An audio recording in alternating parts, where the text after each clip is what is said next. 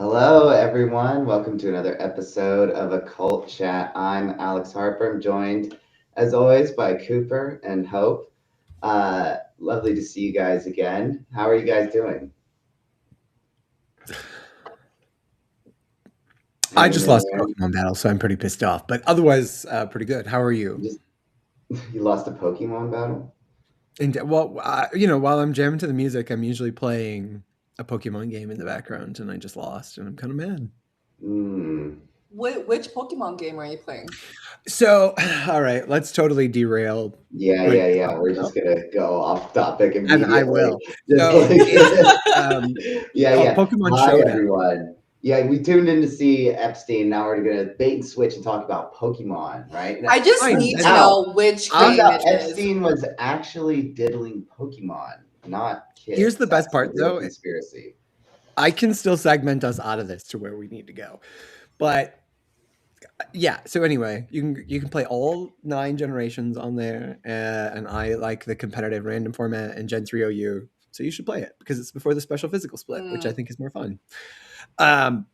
But the reason that's kind of relevant, of course, is because we know that Epstein was involved with the development of Call of Duty, with Roblox, which is one of like the #1 grooming platforms on Earth right now, and most of the video games that have come out in the last 20 years probably have had a little bit of his influence, either directly or indirectly, just in funding those studios.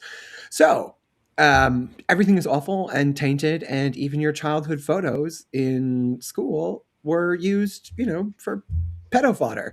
So we're going to have a really fun conversation today. But one of the things that I have found very interesting as someone who's been the conspiracy theorist friend since he was like, again, disrupting a third grade classroom to be like, no, Epstein Island was There's Cinnabar even Island. like a lab on Very Cinnabar accurate. Island, and we're gonna kind of get into some of that Oh my god. tonight. Yeah, the rabbit I hole just is have a really big deep. question mark on top of my head right now. I have no idea what Cinnabar Island is. Have you played the Pokemon games at all, or am I about to just say more stuff that's irrelevant?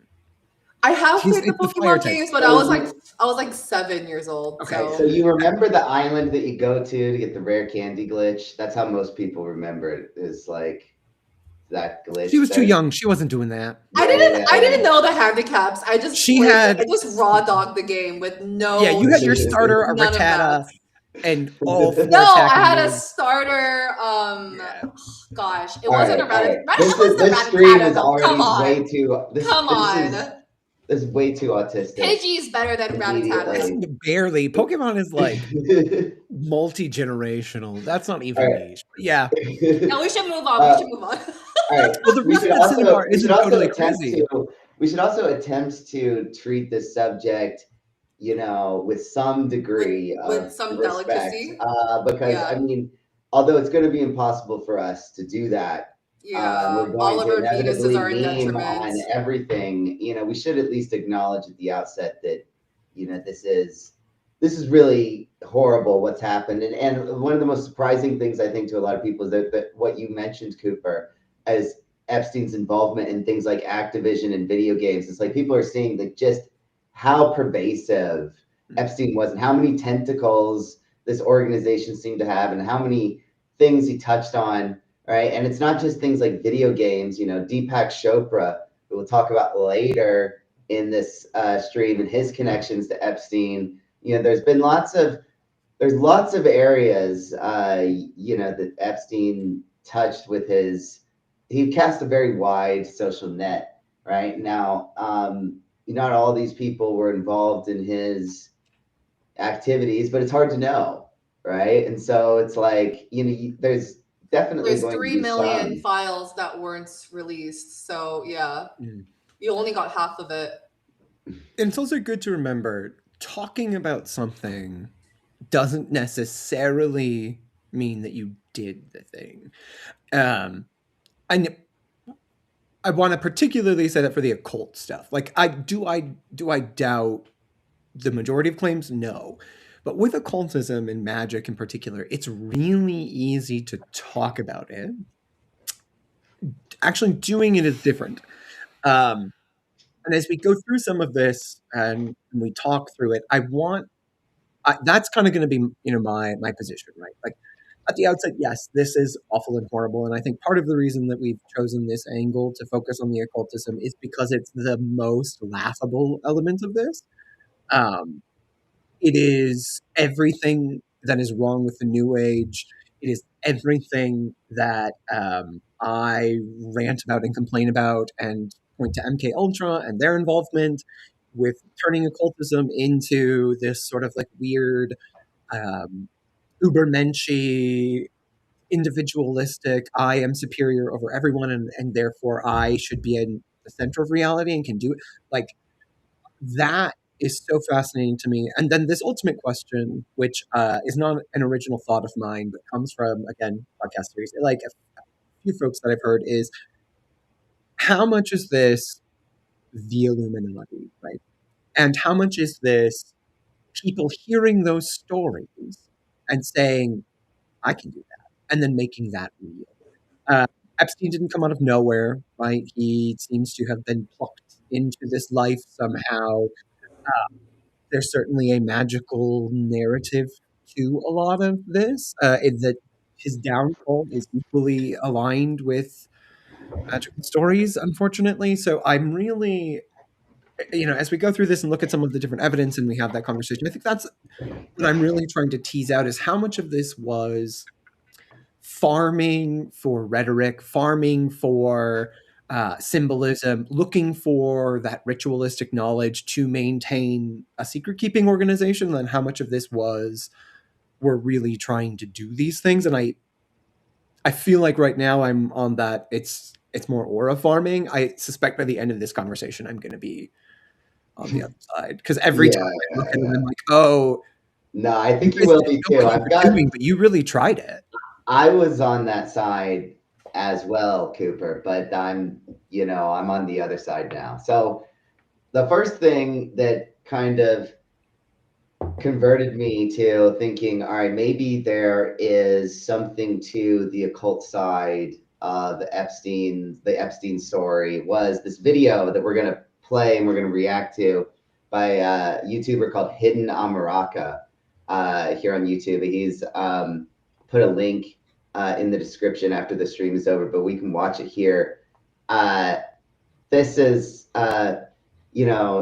this channel is kind of interesting. It's like Schizo channel, but he seems pretty familiar with, a certain type of hermeticism and chaos magic. And, he's got, I think you'll see the type of person this is when we start playing the video, but I would ask you to withhold judgment on that based on what you're saying, based on what he's saying. And I think we'll have quibbles with some of the vocabulary he uses, but I think the points he's making are valid. So that would be first on the subject, and then we'll get into a discussion of kind of, all right, well, if Epstein is doing it some kind of occult practice, what is it? And I've got some pictures from the island and some emails that we can go through to kind of take a look at that. So that's what we got up for the show, everybody. Shout out to Metal Quincy. Hey, man. Good to see you. Glad you're tuning in. And I really want to encourage all the viewers, if you guys have any questions, please drop them in the chat.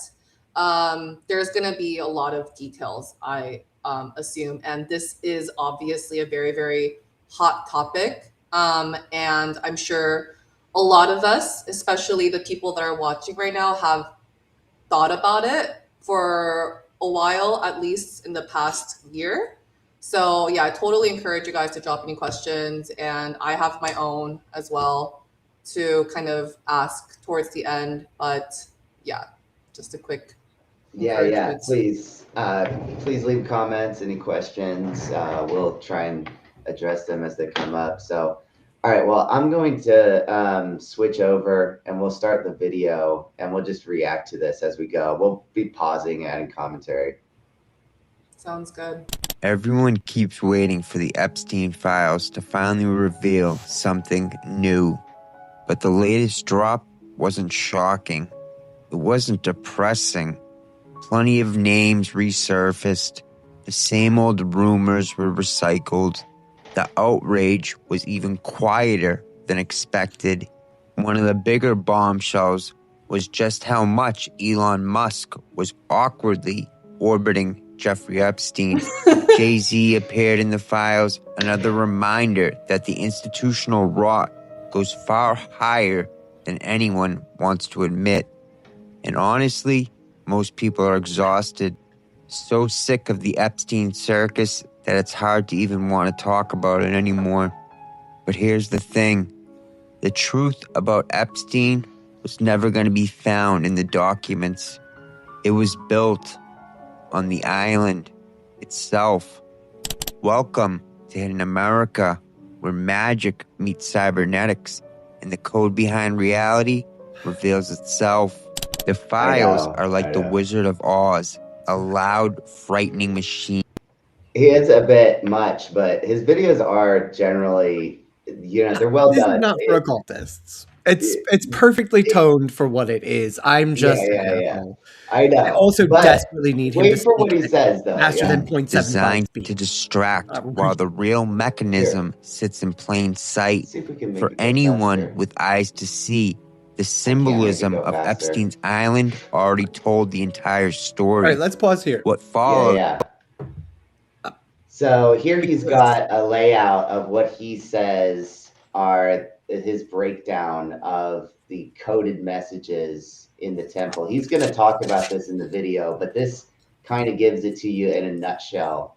One of the things that's interesting is the 14 alternating white and blue stripes corresponding to the 14 pieces of Osiris.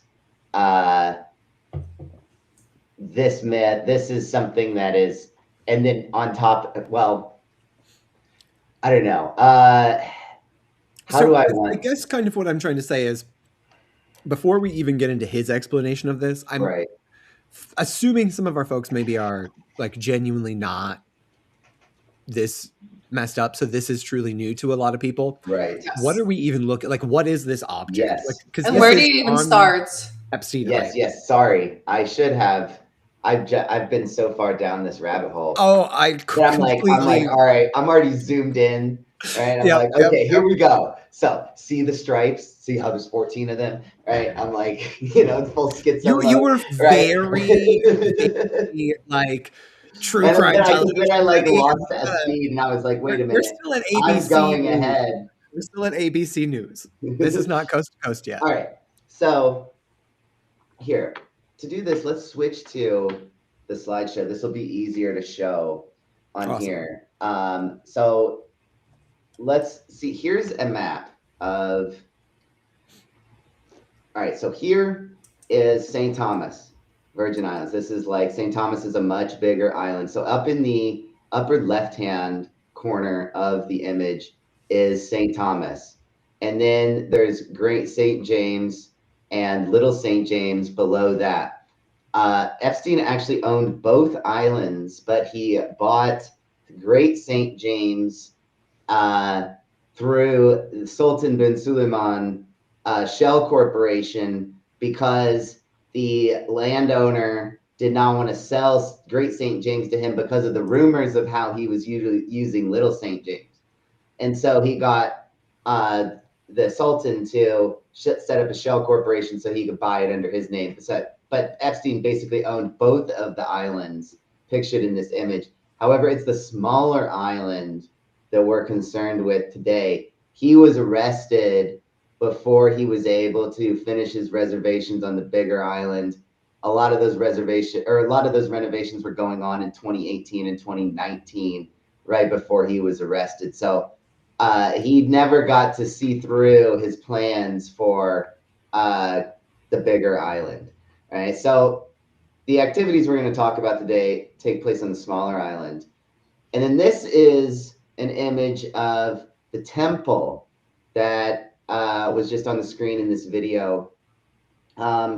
This was a small building on the island. Now, to get an idea of the perspective of where it is, so this walkway here, this walkway leads up to the main residence on the island. And if you look out far in the distance, you see that temple there, the small temple. And so the temple is set away from everything else on the island, all the other structures, all the other buildings, everything else on the island. It's on like a far outcropping away from everything else. And it's very small. And the dimensions of this were built. Can I interrupt you? Can we jump back? Go get, yeah. Or actually, I'm sorry. Read your email, and then I want to jump back because I want to talk about the feng shui of the island itself. It's very interesting. Yeah. So the thing was built. This was supposedly supposed to be a music pavilion, but it was actually built with soundproof walls and doors that only lock from like the outside, basically prevents people from escaping, right? And then there was like this underground excavation that he did that was unauthorized and stuff, and there's these vents and stuff that have been pictured. So, and it was also constructed according to the golden ratio. Right. We see that in this email here from the architect. Now, the significance of the golden ratio. Do you want to go into that a little bit? So the significance of the golden ratio is 0.618, all right? Or basically, this is a ratio that repeats itself in nature. So orbits of the planets, orbits of the moon around. You've seen the snail shell image. Yeah, right? The snail shell, the flower petals, all of these natural spiral patterns arrange themselves according to the golden ratio. Someone says trapdoor into the ocean, etc., etc. Oh yeah, there probably was a trapdoor. So yeah, it's very occult, right? This building, it looks like, and then so there's a lot of different things that we could talk about, and then there's the inside of this, which we haven't even got to yet. But I don't know. Where did you want to go from here, Cooper? Should we go back to the video? Sure, we can hop back to the video. I think from what we can tell, and this is a particular area of fascination of mine. It looks like it's on the southern tip of the island. Is that right? I believe so. Because it is the highest point on the island, which is important. Yeah. And it looks like it's on a peninsula. So from what I remember of the map, I'm guessing. I'm assuming this is on the southern tip. Right. Yeah. No, that makes sense. Yeah, I think it would be on the southern tip. Yeah. Which has a lot of. That would also be the place that would be the place on the island the furthest away from civilization and the most obscured, right? Because if you're on the north side of the island, then you can see the island if you're standing on St. Thomas. I've been to St. Thomas, and you can stand out, and on a clear day you can see Little St. James. So from that first there's that practical consideration as well. Yeah, so that would be the most concealed spot from any kind of eyes, right? You would have to have a drone in order to see the southern part of the island. I would also guess from the hydrology that it's cut off from the. I'm guessing, but there's probably a separate current that runs between those two smaller islands, and then one that flows up and around in between the two of them, or up and around, which is significant. But I'd have to actually look into that. But particularly that it's a long peninsula, right? So it's at the end of something that's surrounded almost entirely by water. At a high point, which is about as magically charged as a place could be. The only thing that would make this better, actually, it's facing south, so it would have southern exposure all day. So that's great. Maybe if there were a volcano or a natural. I'm trying to look it up right now. That would be better. Yeah. Another thing that the guy is going to get to in the video is he says it's on the edge of the Bermuda Triangle. Someone says that why do they do this? Why do they commit all these heinous acts to pay the price for the magic they're performing? And it's like, you know, the thing is that it's not like doing magic requires you to like sacrifice children or like any of this crazy shit. It's just like these people want to do it, right? You know what I mean? Like if you, I don't know, I feel like at a certain point, the magic is like, it's like, okay, you're choosing to do that kind of magic for a reason, Right. right? It's because you kind of want to do it. I think, Um, like, I like hyped up on coffee here. Like, you're not wrong, but there is, and I will play devil's advocate. There is a magical logic to these things. Right. Yeah, they probably are doing it to gain power. Um, you absolutely can rape and torture children for magical power. I wouldn't recommend it. I think it's abominable and should be punished by death. But hey, it it is a thing. Um, I like to be the defender of magic. I like to be the one who says, like, no, this is all stupid and magic is all good and there's nothing skip. But it is. You can practice these I horrible mean, forms of it. Um, and they're Also, I strong. did sorry. I was just gonna say that I did confirm that the temple is on the southern left, so the southern western point of the island. right. Yeah. So if you look Oh, so it at isn't the Little one I Saint, thought it was. yeah, if you look at Little Saint James, on the western southern point, that little corner over there, that's where the music pavilion was. Interesting. Um, in terms of like the psychology of why somebody would do this, thrill seeking cannot be understated. Like humans are designed to seek out novelty and to amuse them, like to um so when you have unlimited access and unlimited power and nobody can tell you no, yeah, you're going to find people who will do that. I also think it's important to remember that systems of power inherently reward people who are willing to use that power to hurt other people. That's just a reality of how institutions work. It's not a fun thing. It's not a great thing, but like, yeah, all institutions work against people. So the best thing that we can do is make institutions very transparent, right? And who has power and what decisions they can make and how they can make those decisions and who has that, changing them out. All of those things are great.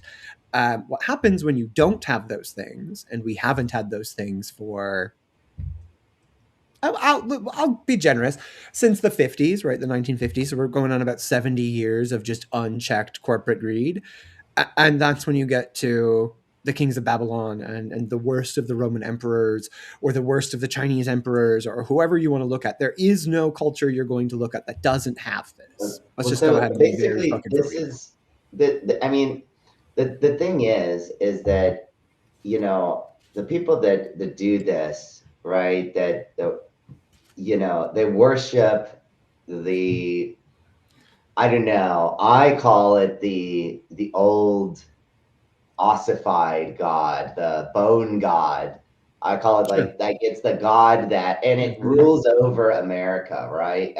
This is why there was widespread human sacrifice all throughout the Americas, even before white people came here and started slaughtering everyone. They were, you know, it's a there's like a heavy there's a heaviness to this country, I think, and the God that rules over it, and like there's certain gods demand certain offerings, right? And some of this one wants blood, right? And that's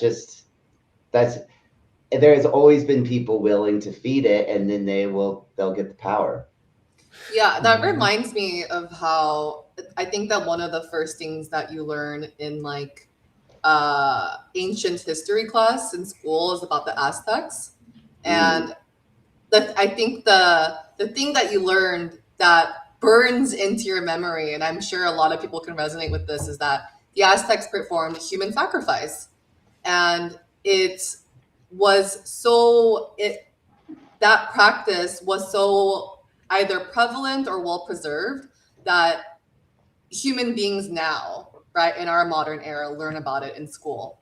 So I do think that, Alex, you make an interesting point because, that's still the Americas. Oh yeah.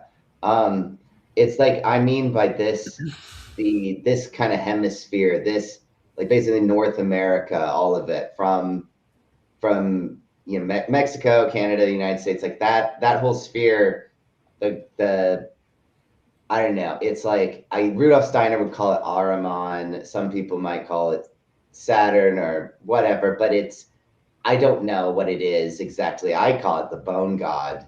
That's what it looks like to me, but it's a desert rat.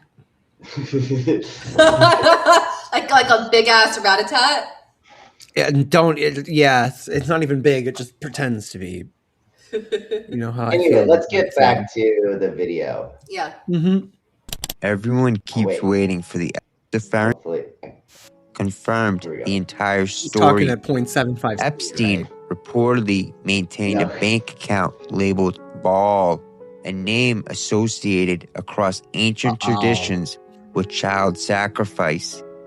That wasn't a coincidence. It was an occult signature, because the symbolism of Epstein Island was not random, decorative, or eccentric.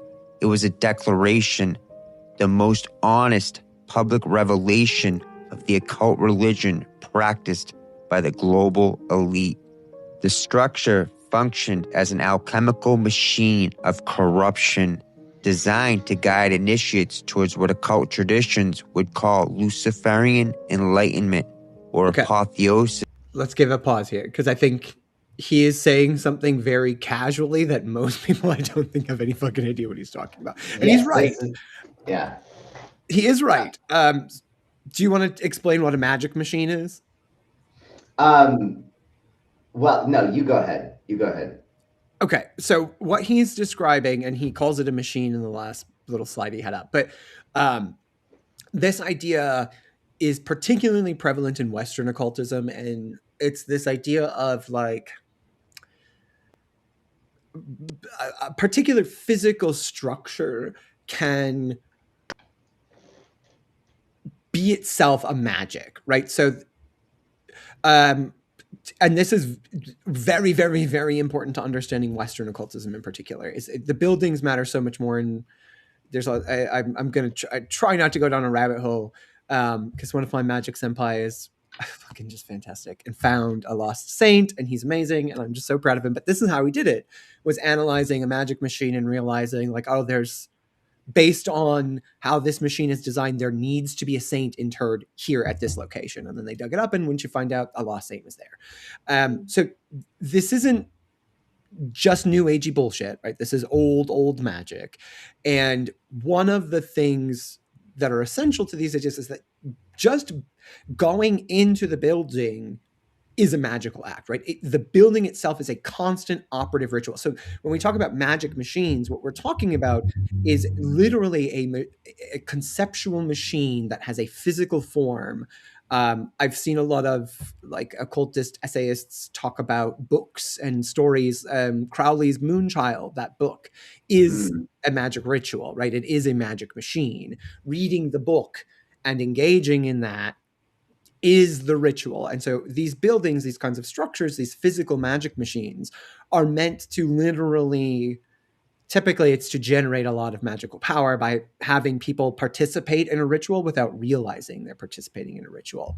A lot of churches where there's evidence of them being magic machines, you'll see the symbols that the people view and the person at the pulpit view are typically inverted, and it's built into the structure so that the audience is actually seeing the negative version of the symbols, and the practitioner alone is actually seeing the real ritual taking place. And that inversion of reality is quite important for magic. So especially all of with that to say, stuff. And right on, to be fair, I mean, they do it too. They just, it's for God instead of for me. But that's where he's talking about. And then we're talking about, so this fashion thing is there's something about that as well. Because he's of course involved in the fashion industry, and costuming is very important. But yes, magic machines are very, very important, particularly to Western occultism. That isn't to say that Eastern occultism doesn't have it, or like, African occultisms don't have it. They do. It is just essential to Western magic. It is far more than any of the new agey like mind over matter bullshit. Like that's so new. Even Crowley was building magic machines. Like what's his temple in Italy that he screwed up? That was supposed to be a magic machine. He just screwed it up because he was too, he's Crowley. So this is what I find so fascinating is like he is clearly, this is a magic machine. It looks very similar to a tomb in Minneapolis along the Saturn ley line there. That was designed by Freemasons, and it looks remarkably similar to that layout. Interesting. So very, very, very interested in that. Yeah. Let's another thing is that with this conceit of the magic machine being on the island and people going there and perhaps activating it without knowing, right, this could be another reason why he might want to have everyone and their mother over to his island that's rich and powerful. Even if he's not involving them in all of his deep, dark stuff, he may still conveniently choose the island as a place to host just to get that many people close to his magic machine. Potentially one motivation. All these people are just into raping and torturing people. Well, I mean, it's interesting because in the news, this was first called a music pavilion. It wasn't called like a temple, publicly at least. So I imagine that there were probably people on the island who didn't know what it actually was and was just told that it's a music pavilion. And if you read, do any research, you'll learn that there was a piano, like a grand piano inside the temple. So, that definitely makes me think that there could have been, I don't know how many people, but, some N number of people who went in there, participated in the ritual and didn't even know and was just told that it was a pavilion where they were going to, listen to music and maybe even participate in music making. Yeah, and it's also alleged there's like an underground structure underneath this temple, right? That's another one of the allegations. Structure functioned as an alchemical machine of corruption, designed to guide initiates towards what occult traditions would call Luciferian enlightenment or apotheosis. But the temple wasn't the only symbol. The island itself mattered. Across occult traditions, initiation doesn't happen just anywhere. It happens in separated spaces, cut off from the normal world. And nothing does that better than an island. An island is a ritual boundary, surrounded by water, isolated by nature.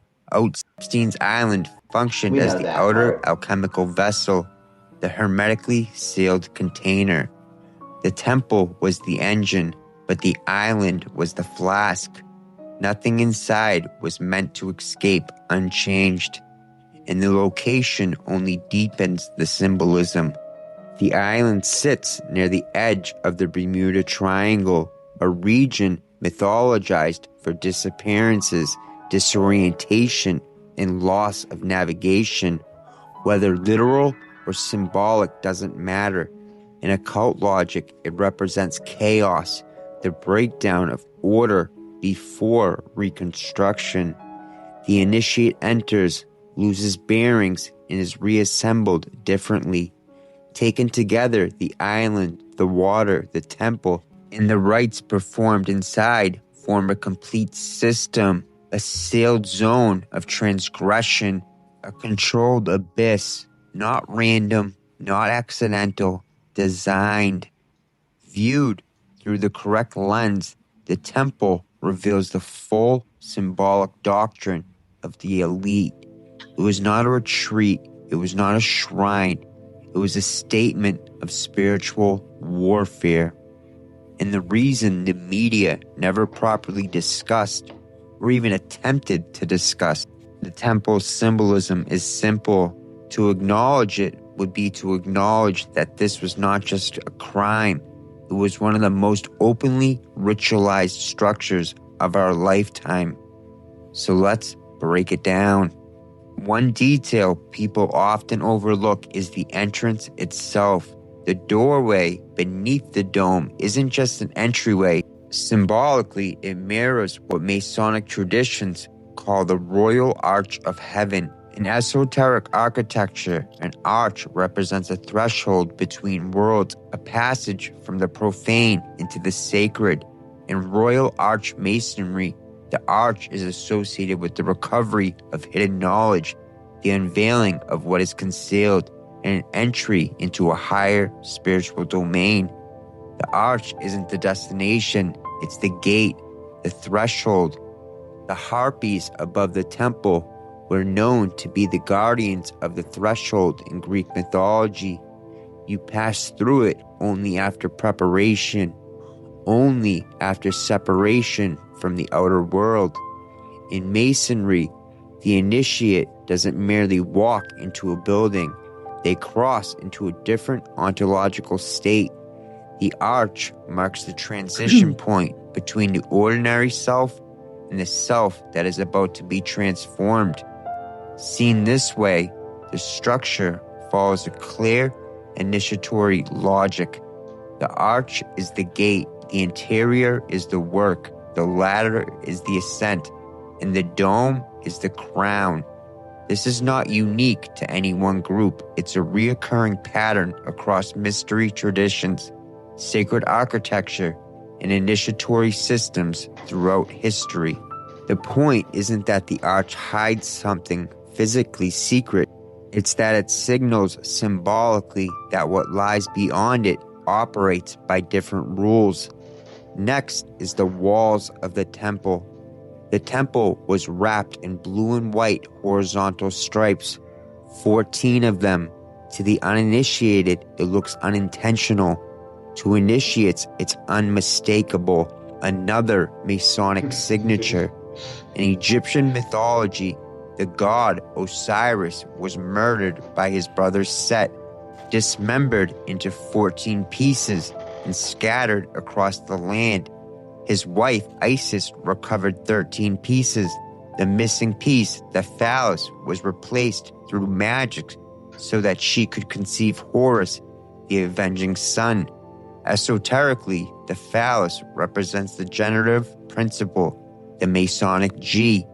Osiris resurrected as Horus. This is not just a myth, it's allegory. The destruction of the old self, fragmentation, then reconstruction into something enlightened. 14 symbolizes ritual death and rebirth through occult knowledge. On Epstein's Island, those 14 stripes weren't subtle. They were a billboard, a message to initiates. This is where the old self dies and something else is made. Inside the structure, the symbolism continues. So, I don't know. He's kind of going in on, kind of getting into the schizo level here. I thought that this was interesting. The 14 stripes. I think what he says in a few minutes here about where he talks about the red ladder being like the pillar of severity in the Kabbalah does kind of make sense. I don't know. Do you have any thoughts, or should we let him keep going and then react to his whole theory once we've heard it? It feels very Chat GPT occultism, like his understanding of the archway and even of Epstein's archway is incorrect, but that's fine. We can talk more about that later. I think he's missing the more interesting point. But that's okay. I'm curious. Like, I think he's making a law out of the 14 stripes. And completely the wrong thing. But that's okay, because we'll get there. Yeah, I hadn't seen anyone else even trying to do this, so it was interesting. For the most part, it's pretty good. I will say that. Yeah. Like his talking about the boundaries, islands, the gist is there. I think he is misinterpreting what this is for because of what he wants it to be for. Right. That would be my take. Yeah. Okay. Flanking the interior space, the ritual space, are twin pillars, a feature that appears again and again in esoteric and initiatory architecture. In Masonic tradition, these pillars are known as Boaz and Jachin, the pillars of establishment and strength. Symbolically, they do not represent stability alone, they represent the threshold. To pass between the pillars is to leave the ordinary world behind and enter a ritual space governed by occult laws. Across ancient traditions, twin pillars mark the entrance to temples, underworlds, and initiation chambers, from Solomon's temples to Egyptian pylons to Greek mystery cults. This space between the pillars is not meant to be comfortable. It is a descent. In mythic language, it is the crossing into the underworld, the abyss or Hades, not as a place of fire, but as a realm of dissolution, where identity is stripped before transformation. Architecturally, the pillars frame what initiatory systems call the great work, the controlled breakdown of the profane self. Only after the symbolic descent does ascent become possible. Seen this way, the interior of the temple functions as a ritual chamber, a liminal zone between worlds, where the initiate symbolically dies before being remade. The pillars do not hide something physical, they signal something metaphysical. They mark the entrance into the abyss, the necessary precondition in occult Jacob's ladder in the Bible, the ladder of the philosophers. Now he hasn't shown it, but what he's talking about with these pillars is that inside this structure, I don't know why he's not showing this on the screen. Oh yeah, here we go. Here it is. Yeah. This is what's inside, right? It's also And important yeah, there's the bookcase in between the two pillars he's referring to. The important part of like what I'm noting in his rant is that he's talking about them as entrance, but they're not here for an entrance purpose. I know. So the whole walking through it. That's another thing. And then I also thought you guys, this was sorry, interesting. can we put a pause on that? What do you mean by that? That it wasn't for entrance purposes? The whole speech he gave about the purpose of occult pillars has nothing to do with their purpose here, because he's talking about them as an entryway. This is not an entryway. You don't. Yeah, right. The pillars are being used for the bookcase. Yeah, it's everything that he just talked about for the last minute and a half. Complete. Again, this is where I'm saying, like, I don't think this person is like trying in any way being false or whatever. They just don't even have the level of knowledge to critique what they're looking at. But yeah, that part is not super relevant. The pillars themselves are relevant and interesting, and their shape is very important, but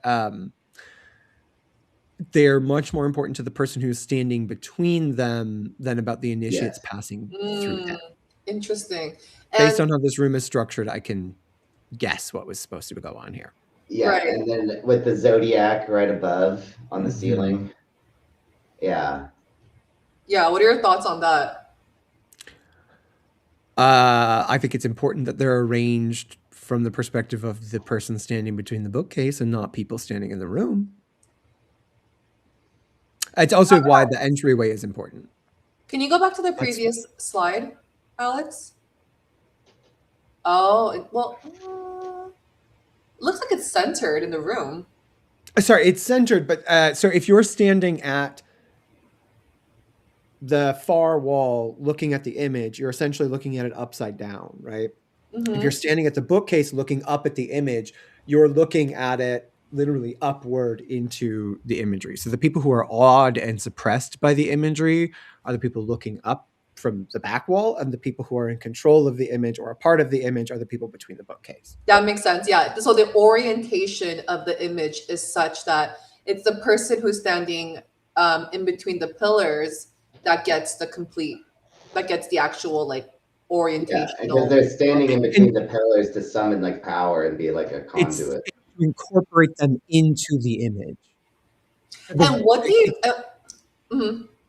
It's like the way that you're supposed to interpret this site is the same way that you read like a Chinese scroll, right? Like you're supposed to understand that as the image moves, as you're moving vertically, time is changing, right? So it's sometimes, not always, but and in this case, we're supposed to understand. I would this would be my interpretation, is that the practitioner is part of the celestial realm and the observers are outside of that and are connected to it by that person standing between the pillars. So those pillars are literally allowing, because the one thing he did have right is the two pillars, and the third pillar, which is the more important one, is metaphysical, it's spiritual, right? The other two are literal constructs. It's like sort of light, darkness, and then that in between that is truly God. Notice where the person standing here would then have on their left hand the spiraled, twisted one, and on their right hand the solid, firm one. But to the audience, it's the opposite, right? And so the left hand path is the twisted path, it's the knotted path. The right hand path is the sacred theurgistic path. So, from the practitioner's perspective, they are in control of the whole universe. They have the 12 signs above them, the 7 planets, the 2 pillars of reality aligned with themselves. In an audience chamber, where the audience is now viewing the inversion of that. So they're seeing the opposite. They are being deceived to empower the practitioner who is actually witnessing reality. So one of the things where he's talking about, like, it's a magic machine meant to initiate them into Luciferian truth, I would say it's the exact opposite. It is to power himself and ensure their ignorance. Oh, exactly. Shit. That was what I was hoping you'd pick up on, because that was my thought too, is that, okay, you've got this, except it's for his initiation, not anyone else's. Yeah. It's his initiation comes at the expense of everyone else's. I wish I had a mic to drop for you guys. Yeah. So, yeah. Some of the other symbolism that he's touching on, the video guy points to that, but he doesn't, I'm guessing, is not super well versed in occultism. He gets to it a bit. He actually does touch on that. Oh, cool. I'm curious about the latter bit. So we should watch the last 5 minutes of his video, because he does actually get to some good points. I have so many questions. Can I just ask one more? I don't know, maybe we shouldn't, but since the image is up, what is the bookcase? I assume it was filled with books. And I assume it has something to be like, or not, right? But it seems like offerings, or who knows, human skulls. Who the fuck knows? My immediate observation is that the space between each shelf is smaller and smaller as it goes up. Oh shit, you're right. Very, very significant. Is that we're literally climbing from the base up to the height of truth and reality, and those top shelves are so small that you couldn't actually fit books in them, which symbolically is the knowledge contained in here is not a thing that is actually physically contained. I would also talk about this bookcase as a secret keeping mechanism, where we're talking about the island and his control and power, right? Having a bookcase is symbolic of having knowledge, but it's also about you possessing that knowledge and having control over that. It's within this ritual space. It's behind the practitioner. My guess is that it was never filled with books, or if it was filled with anything, it would have been filled with images. That would be my guess. I have a feeling that it was empty and maybe contained offerings at some point, or some. You see, there's little bits of detritus in it now. I feel like it was, mainly like that. Someone says, "Is it a symbolic staircase?" Yes, basically. That would be my answer. You're on the right. Like, you're thinking of like the spiral staircase. Yeah, you're on the right track with that. And someone asked Sari Bari, his initiation into power, just for power's sake or some deeper reason. Yeah, it does. There are some chains hanging from there. It's also worth noting that there are 11 shelves, and 11 is a very important occult number, particularly with the 2 pillars. So he has 11 and 11 next to each other with 2 pillars. And if you know anything about the fun theories around the occult ritual that is 9/11, 1 and 1 together, Crowley talks about it as it's one of the most violent, most egregious numbers is 11 in Crowley's Station, because it's Oh no, one it's and my life one. path number. Well, take him for what he's worth, but in I was born on the numerology- 11th too. Sorry. Oh damn! Well, you're double doomed for this. But it's Yeah. one and one are together, and oneness, by its definition, cannot tolerate another oneness. Oh, So to interesting. have the two onenesses together necessitates a conflict or destruction between them. One thing must overtake the other. So there's fun, and it's opening the gates, right? That's the other part of it. Is so the 9/11 ritual, knocking down the two standing 11s, opens the gates of chaos, is the idea. And so similarly here, he is using 11 as an opening number. And if you ever want to bore yourself, you can go read the numerology chapter in my book where I talk about the numerals 0 through 9 and how double numerals are not meant to be understood as what we would think of as 1 and 0 is not 10, it is 1 and 0. And so 11 is not 11, it's 1 and 1. And that is really very important to what's going on in this room, again, about the self-ascendancy at the expense of other people, the centering, that sort of opening of gateways, but for one person, right? It is him who is experiencing the opening. It is not other people. Yes. I suspect that will become more important when we get to the Jacob's Ladder bit. Yes. If we're going to keep Everyone going. keeps waiting for the does ascent become possible precondition in occult Jacob's ladder in the Bible, the ladder of the philosophers in alchemy, the Masonic ladder of initiation, the ladder of Kadosh. But the color matters. Red is blood, sacrifice. This is the best part of the video. This is when I watched this video. It's made me want to show it to you guys. Primal force. In Kabbalah, red corresponds to Jehovah, the pillar of severity, power, judgment, violence, not mercy. This is not the path of humility. It's the path of domination.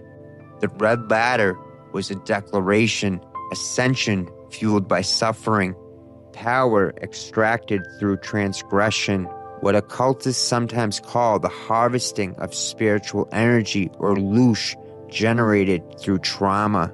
It told initiates exactly what kind of work was being done inside. Outside the temple, the ground itself completed the ritual. A mosaic pavement of alternating red and white, mirroring the checkered floors of Masonic lodges and Rosicrucian chambers of reflection. All right, I think he's way off here, because the checkered pattern is completely different. I think he's reaching here. But the red ladder going up the side of the temple. So in the image, if we go back, we can see that there is this red ladder going up the side to the idol, the harpy, and then the dome. And so it's like,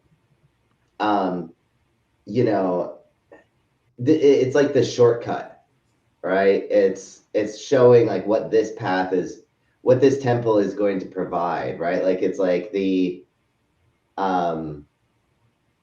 ladder on the outside shows what is inside, right?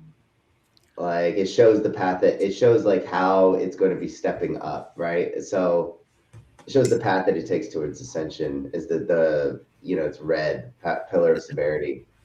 I don't know. I thought that was. It is very interesting. Going for. It's also interesting that it leads up to the harpy statue. It's on the side of the entrance, and there are no other ladders, right? So this is pointedly on the same side that you're entering. There is a Jacob's ladder ascending to a harpy. The choice of the harpies is so fascinating, and again speaks to the purpose of this structure and his magical workings, which I think. Does he talk about the symbolism of harpies or no? Let's see. I can't remember if he does. Everyone I don't think he keeps waiting does, for the mercy. Yeah. Harpies. Oh yeah, he does. Cosmic duality, light and dark, good and evil, spirit and matter. To walk Yeah, that he's completely pavement is to different. step into a liminal space where moral harpies atop the temple Yeah. function as guardians of the threshold. Above it all sat the golden dome. In alchemy, gold represents the completion of the great work. The philosophy. Okay, so he says the harpies are guardians at the threshold. That's his explanation for the harpies. Apparently. Interesting. Okay. All right. Yeah, that's a very insane way to think about that. It's not how I would have thought about it. I think of it that the harpies are like they're showing like what become they're on top of the building, right? So what happens is their domain. Like the harpies show what's gonna happen to the offerings inside. They're gonna be ripped apart, right? You know, it's like the harpies. I don't know. To me, the harpies show basically what this whole thing is about, right? That they're like the devouring part. I don't know. What do you think, Cooper? Well, I think that's true. I would go even further where, like, the harpies in particular are beings of vengeance who are sent by Zeus to punish people, which is different from the Furies, who are similar. But harpies in particular are rather vicious creatures. Yeah. And the part that to me is important about them is that they are female entities, but they are particularly violent. They are deceptive, right? So they have the faces of beautiful women, but these horrific, terrible bodies. And they are quite literally Zeus's, so a powerful man who wants to see himself as the king of the world, who fucks any and everyone at his whim and will. The harpies are directly Zeus's servants, right? So they are directly assigned So it ties to in with kings. Sarah, Ghislaine. Yeah, so that ties in with the self-deification thing, which he correctly points this golden dome to be like this self-deification symbol. That's what he's about to get to. I guess that the harpies would fit into that.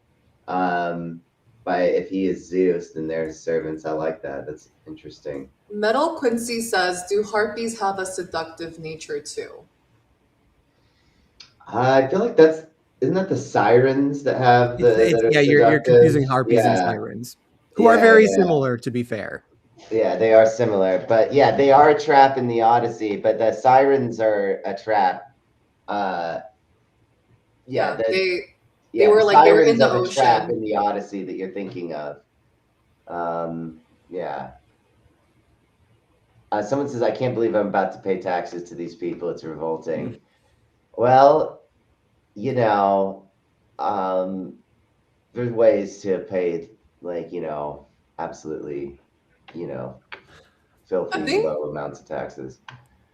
The other thing I would note about the harpies that's worthwhile here is they're presented in the earlier version. So later versions of the harpies are more of like bird monsters. The early versions of harpies are that they look like these beautiful, gorgeous women, and then when you get really close, all of a sudden you see that she's got talons and claws and she's tearing you apart because you pissed off Zeus. The other important element of this is that they are specifically used by Zeus to punish people who break oaths or violate secrets or expose his weakness or his power. Yeah, wasn't it Prometheus that was supposed to be like tortured by the harpies for a while? It's a rock that comes and eats him out. Yeah, or not eats him out, eats his liver. But yes, the harpies don't. To be fair, they don't really have like a. I think the Aeneid is one of the only texts where they have like a major role, but they're referred to in a variety of texts, and the gist of it is being that they are these feminine weapons wielded by masculine power used to reinforce masculine power. That is the pointed symbolism, right? So it's a feminine body that represents masculine power, and he is putting that as what the ladder is climbing up to, and his whole secret keeping organization is based on using women's bodies to control powerful people and to make himself kingmaker. He is literally using this place to become Zeus, kingmaker, Damn. through the sacrifice of women and his secret keeping mechanisms, right? He is trying to become probably more Odin than Zeus, if we're being honest. But Norse mythology doesn't have great vengeful femme figures for him to use. I think he's making a little bit too much of the dome, but that's fine. Yeah. All right. Let's hear what he has to say. But that was great, by the way. The way he tied the harpies in with, yeah. It's Yeah. I was there too. I was just gonna say that I was also like, my mind was turning, and you kind of got to the end rather quickly. So that was satisfying for me. I'm getting frustrated because I'm really switching sides, and I knew I would by the end of this, but Not physical. Yeah, we haven't even got to the worst shit yet, Cooper. I found worse stuff than this guy did. Gold, but spiritual perfection, godhood, apotheosis. In Eastern mysticism, later absorbed by Western occultists, the crown chakra represents union with the divine. The dome was the crown. To reach it, one had to climb the red ladder toward Luciferian enlightenment, the pinnacle of the left-hand path, hold up, apotheosis. pause this for 10 seconds. So, he just said something very fucking crazy. I knew you would object to that. I wanted to see that. I knew you'd get so triggered at this point. And I am. Because, first of all, Jacob's ladder is about this. It is God telling humanity how to ascend. You're supposed to climb Jacob's ladder. It isn't the metaphor for Luciferian growth. It is the exact fucking opposite. Jacob's ladder is a theurgistic magic machine by which you're supposed to get there. And it's really funny to go back to Jacob's ladder mythology. Is Jewish scholars have really struggled with what it means. So the gist, if you're not familiar, where does this come from? It's in the book of Genesis. Jacob, thus Jacob's ladder, sees this holy ladder descending down from the skies, I want to say. And there's like 4 angels climbing it, but only one of them actually makes it to the top. It's something like that. And so the debate among Jewish scholars is like, well, are we supposed to climb it or are we not supposed to climb it? Is it a good thing? Is it not a good thing? And the gist seems to be, it is either a symbol of God's continual influence on earth, which is literally the ladder between heaven and earth, right? That they are not completely disconnected worlds. There are connections between them, and those connections go both ways.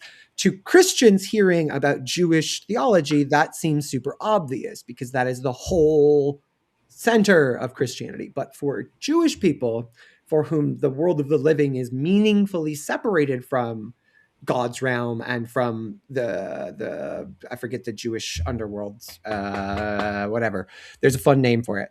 The point being that they are not disconnected, right? That's what the symbol of Jacob's ladder is that these God's realm and our realm and other realms are interconnected, and there are these ways through them, and there are these pathways which you can climb, but they come with these risks and these dangers and yada yada, right? So he's going a little hard to try and make Jacob's ladder into something very nefarious when it's very much the opposite.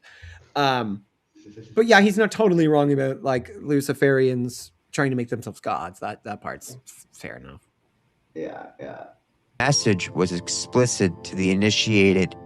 Epstein Island mapped the initiate's journey, the Mason's journey, the body below, the rituals within, and the crown above.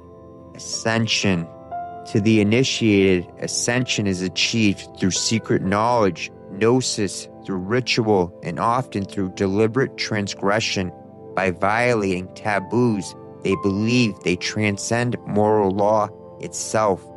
This is Luciferian apotheosis, not humility before God, but becoming one.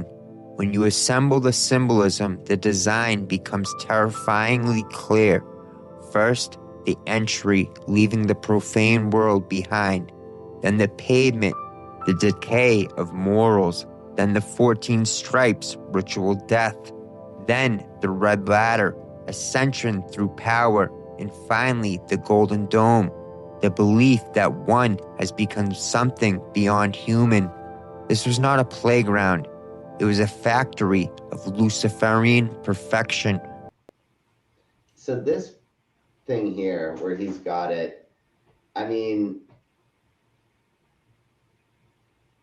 this strips out a lot of the shakier parts of what he says. And I feel like this, if you just looked at this as the symbolism of this on the island, it kind of, it could make sense here. Yeah, he's touching on the important bits for sure. Yeah. Like, I mean, there's a lot of details he gets wrong, but I mean, he's in the right area generally. Yeah, I mean, he is a little bit too freaked out about left-hand path and Luciferianism. It's like, doesn't necessarily have to go this way, but yeah, it does. Yeah, I also think he thinks it's about converting people, which is like so funny. Yeah, when it's the opposite. The exact opposite. Like Luciferians don't convert people because why the fuck would you want other people to have that kind of power? Like that's the whole gist of this, and that's what that's the thing I would say that he's like fundamentally misunderstanding is that this isn't about the people who come to the island, it's about him. And my guess is most people who came to the island probably didn't come to this place. Like I imagine probably nobody. I imagine it would have been kept very, that's what he the patterns on the outside are wards. They're to keep people away. I don't know why he needs to make the case for them being, I know what he wants it to be. They're not the Masonic checkered. They are very clearly asked. They're wards to keep people out.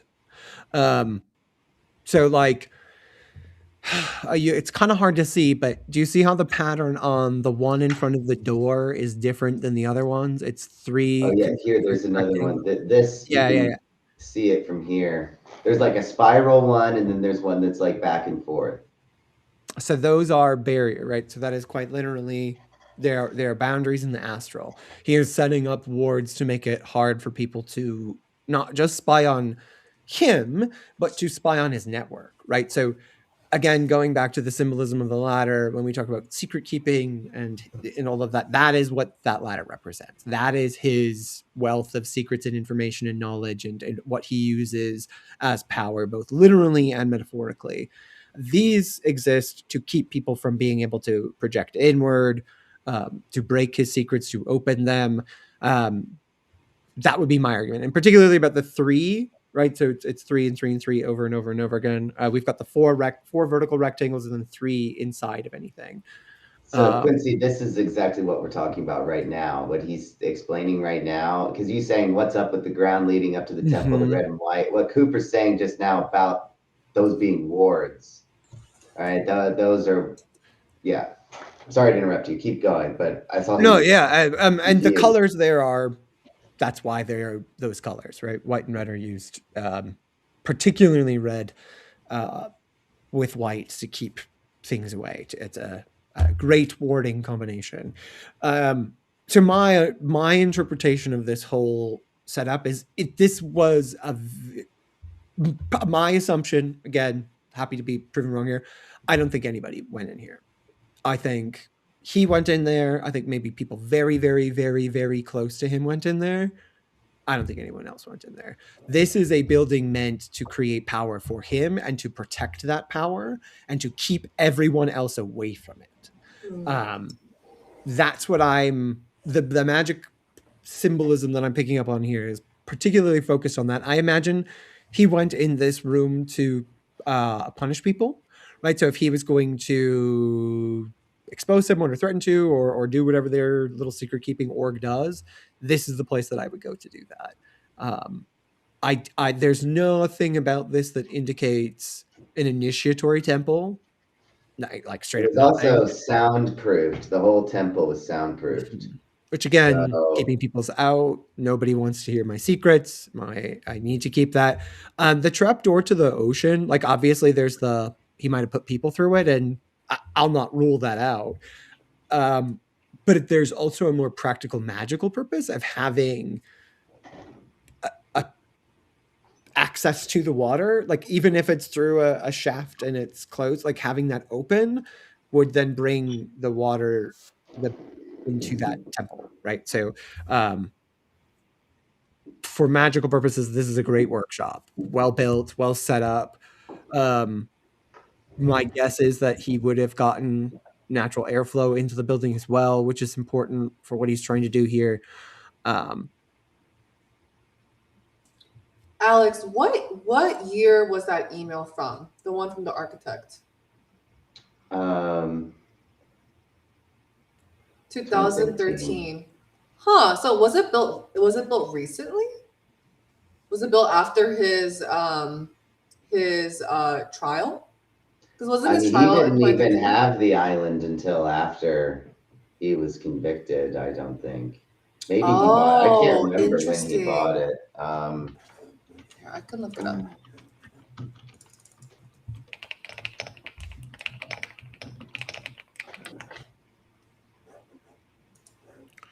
Oh, he bought it in 1998, apparently. So he built the temple though in 2013. So Yeah. So it was after he was convicted, essentially. Yeah. So that would make sense, Cooper, that he was using this temple to power himself up and protect himself. Well, right. And so in particularly, it's the protecting myself and the secret keeping mechanisms. Yeah. Yeah. This is another image I thought was interesting. I looked through some of the other images of the island, and I saw this here with the E and then the two spiral shells. I know the spiral shells, this is often, this is another instance of the golden ratio. And it's also, these spiral shells can often be like protection, and another example of like wards set up. And this is right outside of the main residence on the island. And so he's also got these kind of warding patterns imbued in other parts of the island as well. They're energy funnels. The opening of the shells are both pointed toward the open water, right, and away from the central of the island, and then they spiral in toward the center of it. So you would be pulling in magical energy from the ocean itself, which is a bountiful source of it. I'm assuming the E here is to indicate that this is the eastern point of the island, which is also important if it is, in fact, because that would also be where the sun rises. So you've got an open view of the ocean where the sun rises, and you've got two funnels of energy pulling it in. Right outside. I think that's correct. I do think that's correct, that the main residence is in the northern eastern part of the island. That would be why I would have it there. And sorry, can you repeat why it should be in the northern eastern? On the eastern parts? The sunrise. The sunrise. Someone says he got them red and white wards as his Fortnite profile pic as we speak. Are you serious? Really? Wait, are you serious? Sarah Berry? Let me see if I can find it. I'm Googling too. Yeah, it's Little St. James 1. Yeah. Okay, well, here, we don't all have to be doing this. All right, apparently, wow.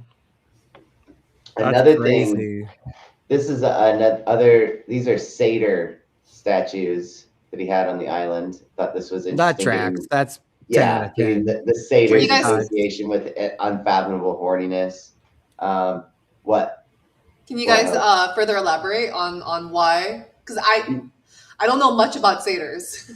Well, so the satyrs are most famous for is being extremely and insatiably horny, right? They are basically, debauched sex gods, essentially, or Pan is also based on satyrs, or is the god of satyrs are based on Pan, yeah. So it's like, horny. They're similar, if you've heard of like centaurs having like a horny vibe too, it's like it's a beast man, right? Specifically rape is very important with satyrs, is they are Okay. that is very, very important. Yes. Because they are never they don't seduce their victims. It's always forcible. Where there are other horny Greek entities of the forest that are more seductive. Satyrs also tend to be in charge of nymphs, right? So that's the other element here is the satyr playing an instrument to control the forest nymphs and make them do what he wants.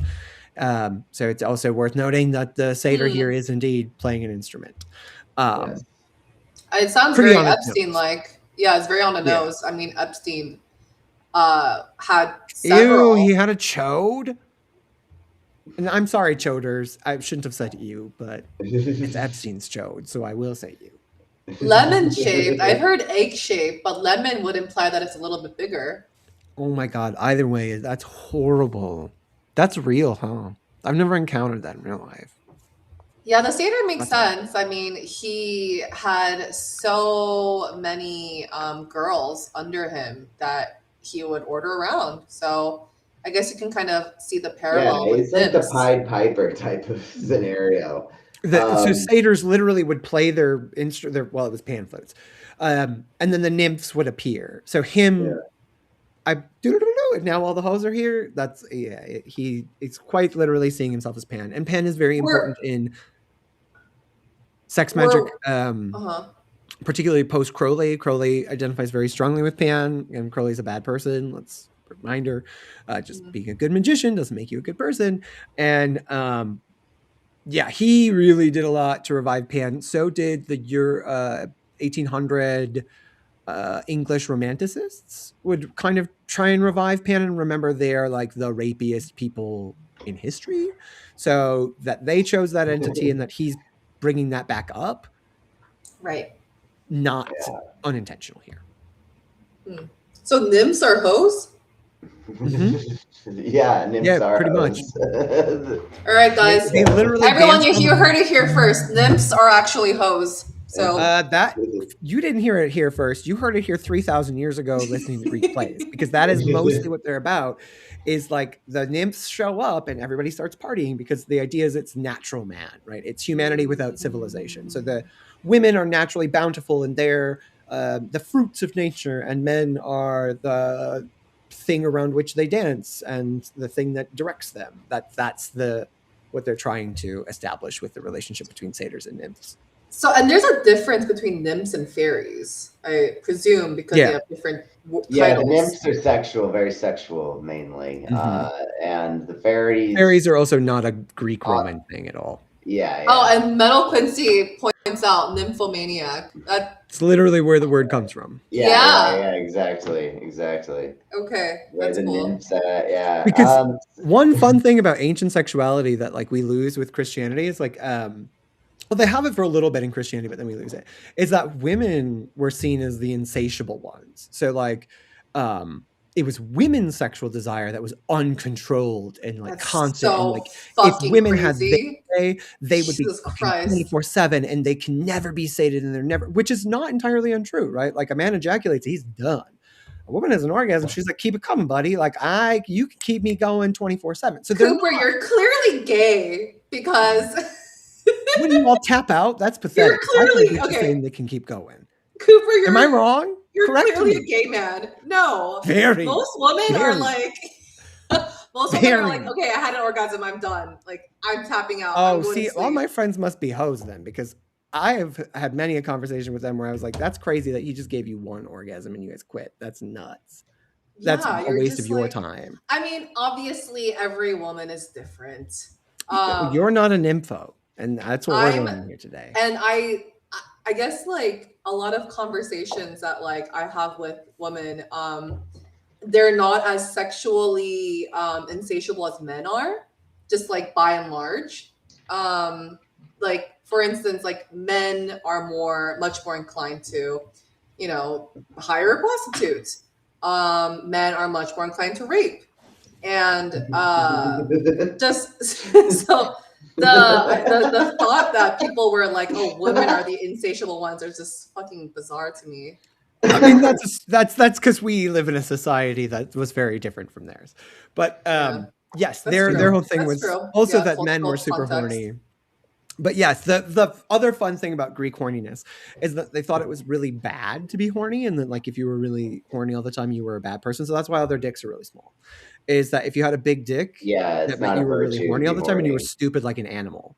And so to Yeah, have a yeah, little yeah. penis when you're not It's like What? sophisticated. Yeah, it's What sophisticated. Yeah, Like, it means that you're that like they propagate at the time? yes, very. So it's really funny when you talk about like symbols of masculinity, people are like the phallus, the phallus, the phallus, the phallus. I was like, oh well, you're actually kind of wrong.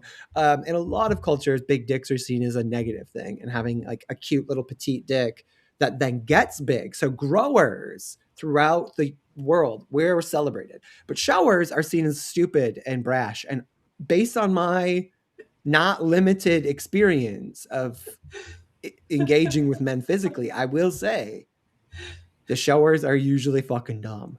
And I love that for them. I don't know why that's that way, but if you have a big donkey dick, you probably can't read. And that's from the Greeks. The sophisticated micro penis. Micro penis is high culture. I'm gonna Absolutely. disagree with that. The But sophisticated micro penises. We can stop the show. We're done. That is the highlight. Nothing's gonna beat that. Alex, please defend the showers. I mean, all right. So, look, I'm not gonna sit here and say that there's not a grain of truth to what you're saying, but also there's plenty of showers that are, not Absolutely. retards. I didn't say they were that bad. I just said they were like, slow. You said they couldn't read. You said they were illiterate. Alex, 60% of Americans can't read. All right. I'm right. Why does the show always get here? I don't know. Because all of our Venuses are in detriment. That's why. So to throw a bucket of cold water on the horny conversation we were just having, this is the most disturbing image of Epstein's I've never seen island. This is on the island? Yeah, this is on his island. This is the most disturbing image. So what we have here is we have a dentist chair, and then we have these masks on the wall of these sinister looking men. Now, what could be the purpose of a room like this? And it's like, all right, well, so they've got these young victims here, right, that they're going to rape, right? If they remove all of their teeth first, they cannot bite them, right? And then here are the different masks for each of the people that come to use the slaves on the island to wear while they do it. And if you look, I didn't get all of the images of all the masks, but they all have a certain kind of physiognomy. They all have a certain facial structure. They're looking kind of balding. They got the big protruding nose. It's a very obvious. I didn't pull all of the images, but you look and all the of first these one like here Jewish is men. pretty hook-nosed, isn't it? Yeah. They all look like Jewish men, right? And they're all around this room. Well, Jewish caricatures, right? Yes, Jewish caricatures, yes. But he's leaning into that. And we'll see as we go through some of these emails that so it's like, all right, what kind of practice is going on here? What kind of occult practice is going on here? I feel like, this is kind of our first clue as to the really, really sinister stuff that's happening. And this image here, this image is just, it's creepy. It's stuck with me. Because certainly what you suggested is not at all outside the realm of possibility with these people, right? But I'm trying to think of what would the other functions of this space be, and why the masks. And it's interesting. A lot of the trafficking victims talk a lot about seeing celebrity figures and stuff like that who were there, but that they may have been wearing a mask is often what they talk about. So I don't think you're wrong that this room was definitely used and those masks were worn by men who were hurting people. Well, it would also let's say that you're one of the victims, right? And your last memory before getting all your teeth removed is going under and seeing all these masks looking down on you from all of the walls. And then when you wake up and you're being raped, it's someone wearing one of these masks. That would be, that psychological factor to the torture, That's when they talk That's about how I like, envision them using this, but I think you're correct. And I imagine this was probably more. There were a lot more masks. yeah. Yeah, but I think what I'm No, trying to I'm get not at is saying they played dentist. I'm saying that they actually removed the teeth of the victims before they had their way with them. That's what I think this is. has there been. And they can also remove Again, the not that teeth I'm saying for I think the it's purposes impossible. of like not having dental records, identify people and stuff like that, Yeah, I'd certainly not So be on the he realm. had a girlfriend. He had a girlfriend named Karina, who was a dentist. So people have, Interesting. people have made allegations that she was one of the people at least performing these dental operations.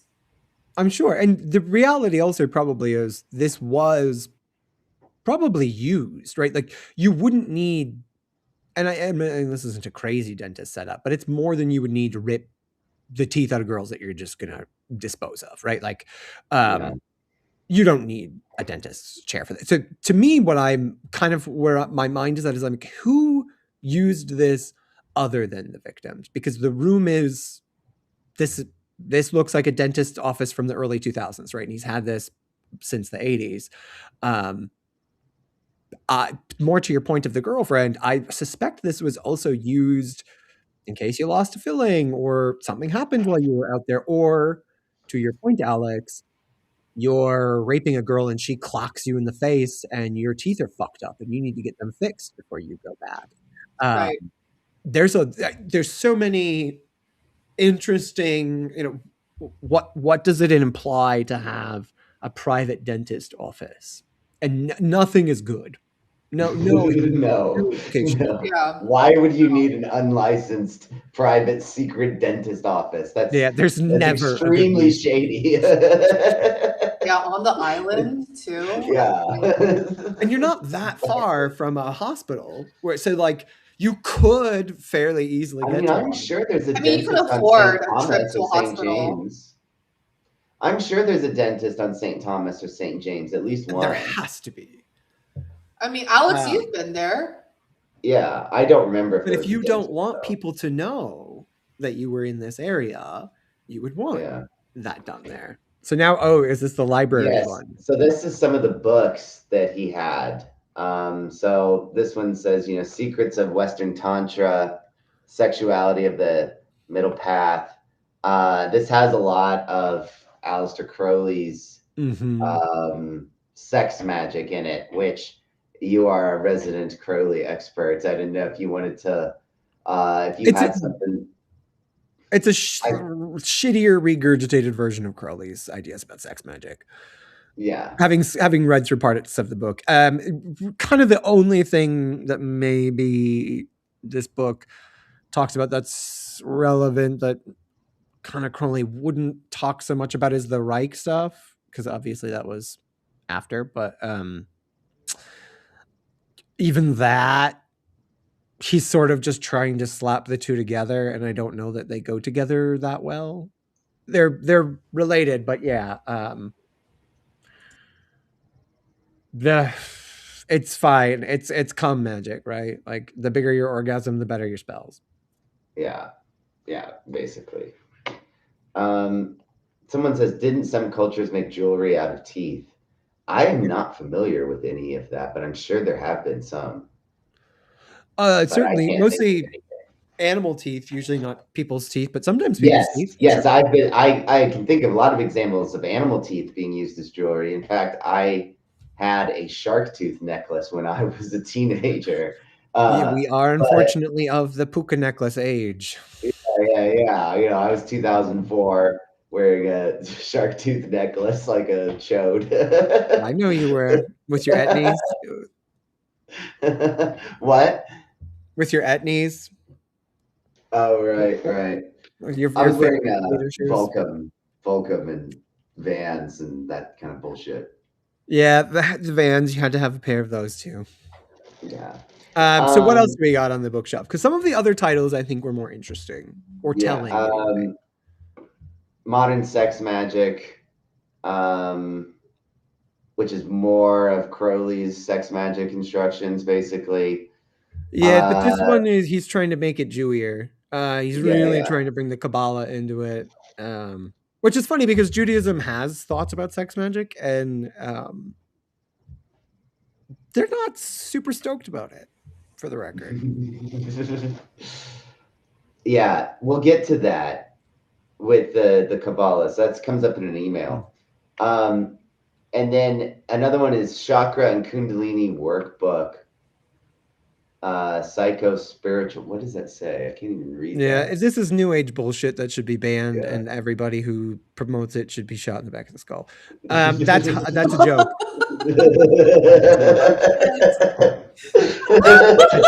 It's a joke that I mean in a comedic fashion. Just kidding. I am not directing anyone to cause harm to these I people. get behind a statement like that, right? Just because of the extremity of it. That's a statement that makes me want to say, okay, yeah, tell me how you really feel, Cooper. You know, I've never been shy about that. This is where I would start to talk about the MK Ultra E magic worldview. That's what this crap is. Like, sure, they have enough of the Kundalini concept here, but not, it's completely wrong and misunderstood. Yeah, it's fine. It's more yeah, it's how to get over your Christian sexual mores is basically what this book is for. It pretends to teach you magic, but really it's okay to like your body, and that's real hard for Christians. Now, the other thing is, there's actually surprisingly few occult books that we have records of Epstein buying. He probably had a lot more, but these were the ones that he had receipts for on his Amazon account that was linked to his emails, right? He also had books like the annotated version of Lolita, which is probably the least surprising book that he would ever have. Annotated version of Lolita. Yeah, it's like the scholarly version with all of the commentary essays. The Spark Notes version of Lolita. No, the expanded version of Lolita with all of the literary commentary. Oh right? God! Oh God! The literature professor's take on Lolita. Yes, the literature professor's version of Lolita. That is the director's cut. Fuck! Oh my God! Oh, someone just joined the stream and says, "I'm just getting." Oh, hey, old Queen Spooky. Hey, she's great. Shout out. I am just getting here now because I thought my dog was poisoned. She's fine. It's a long story, but I think the Jupiter talisman saved me $4,500. Did you ask the Jupiter talisman if the dog was actually sick or what was wrong with it? Did you use the flipping divination form of the Jupiter coin? I got to know. For anyone watching that doesn't know what she's talking about, I have sold these magic talismans, these Jupiter coins. Yes, Hope's got hers right now on the screen. Yeah, see, everyone can see. She's holding it up there. I made these Jupiter coins last year, and they've been doing good. People have been having good experiences with them. I get free shit all the time. I get free shit all the time. Oh, your comment's still here. We can still see the comment. It's all right. All right, so we'll see. We'll wait for her to respond. But oh, go ahead. What did you want to say, Cooper? The question in the chat about when did he start? Great question. Hard to say. What is an ehebophile? An ephebophile is someone who... it means that you are attracted primarily to people that are post-pubescent but not yet at full sexual maturity. Developing. So puberty has started, but they have not. So for women, if you're, it's like, 13, 16, 12 to 16, it's like It's same splitting thing for hairs men, on similar, forms of pedophilia. maybe a little bit younger on the male side, depending on when they start puberty. It just depends. It's basically like they don't like prepubescent children, but they do like the ones that have just started, essentially. Oh, okay. So like 10 onwards, 10 to like 15. 12, yeah. It's generally if you want to do it's difficult because everyone starts puberty at a different age. The way the law handles it is to just set the threshold at 12. In most states, in most jurisdictions in this country, there's a distinction between children that are 12 and under and children that are over 12, right? So Really? yeah, so the penalty is much, much greater, right? So if you rape a child that's under 12, you'd go to, in Indiana, you'd go to prison for like 40 years maximum, right? But if the child is over the age of 12, then the maximum penalty drops a lot, right? So it's like, then it's only like 16 years or something like that. I don't quote me for sure, but basically, I always have to look it up. But basically, it's like that. It's the 12-year-old is the demarcating point, and that's a lot. The similar point you can make between these, the pedophiles, and it's like people will call anyone that has sex with an underage person a pedophile, but like from psychology standpoint, psychologists have different.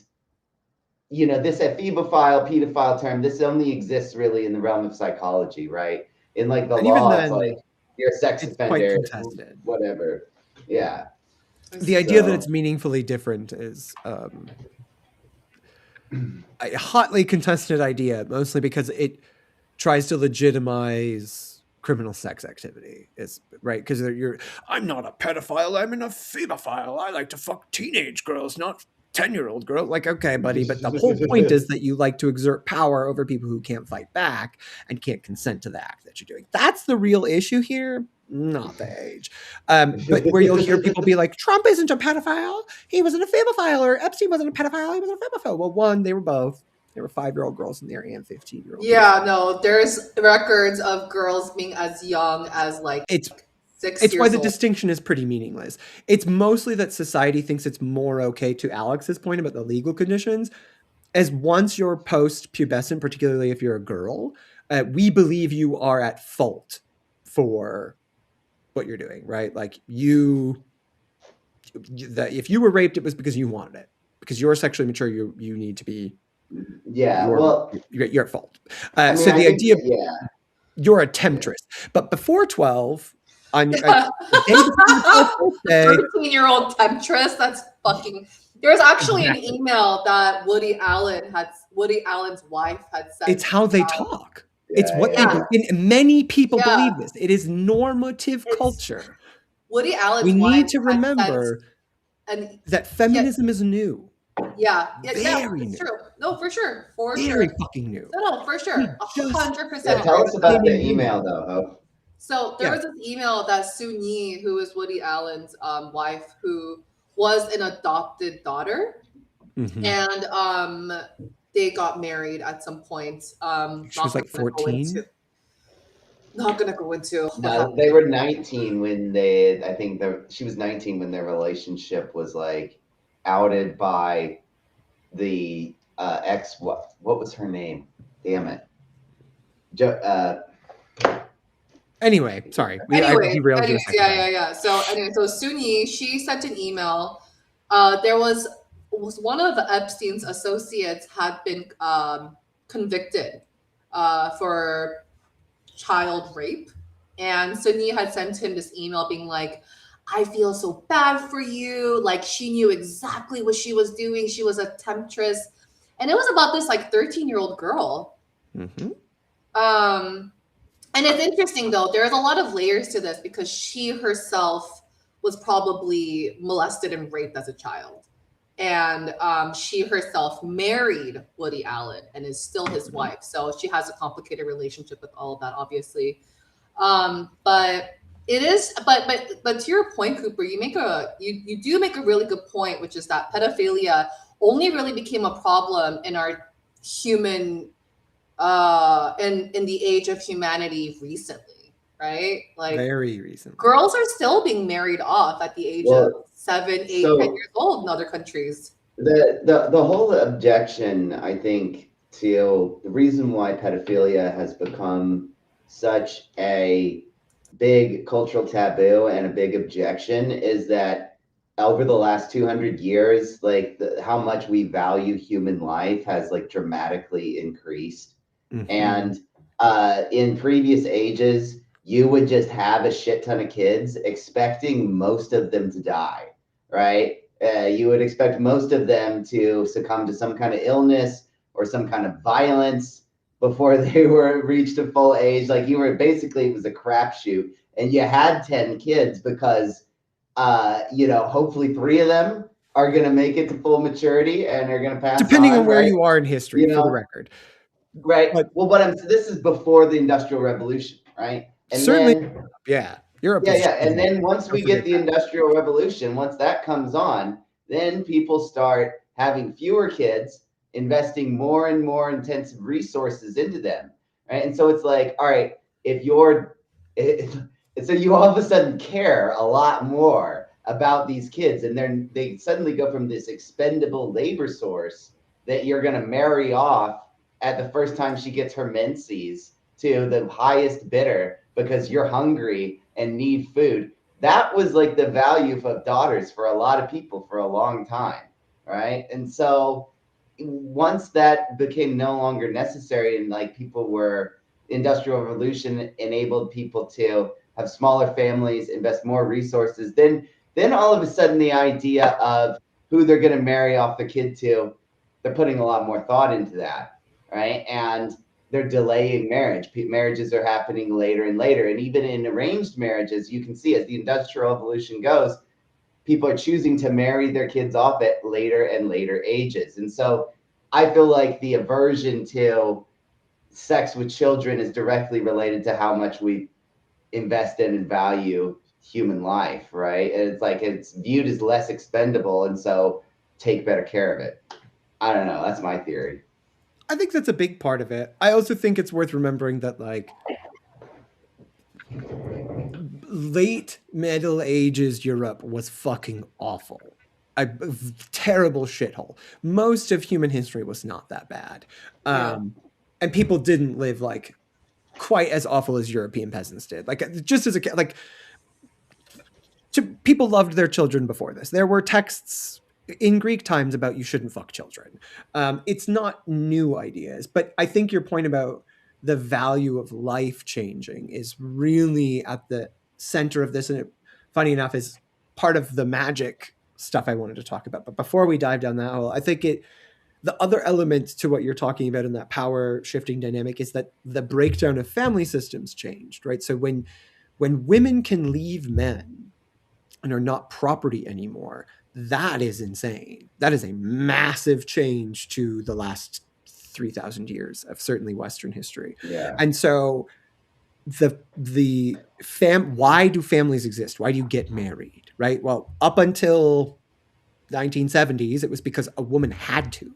There was no fucking choice. Yeah, she couldn't exist in the world otherwise, unless her father made her like some special legal executrix of his estate or something like that. Like that was the only other option, was this obscure legal trust in order to get. And if you had a brother.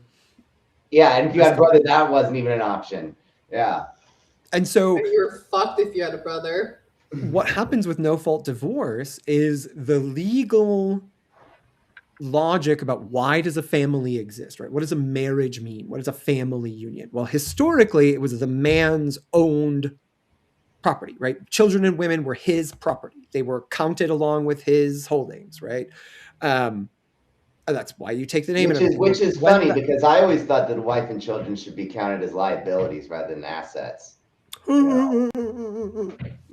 I love your 1940s fucking ball and chain humor.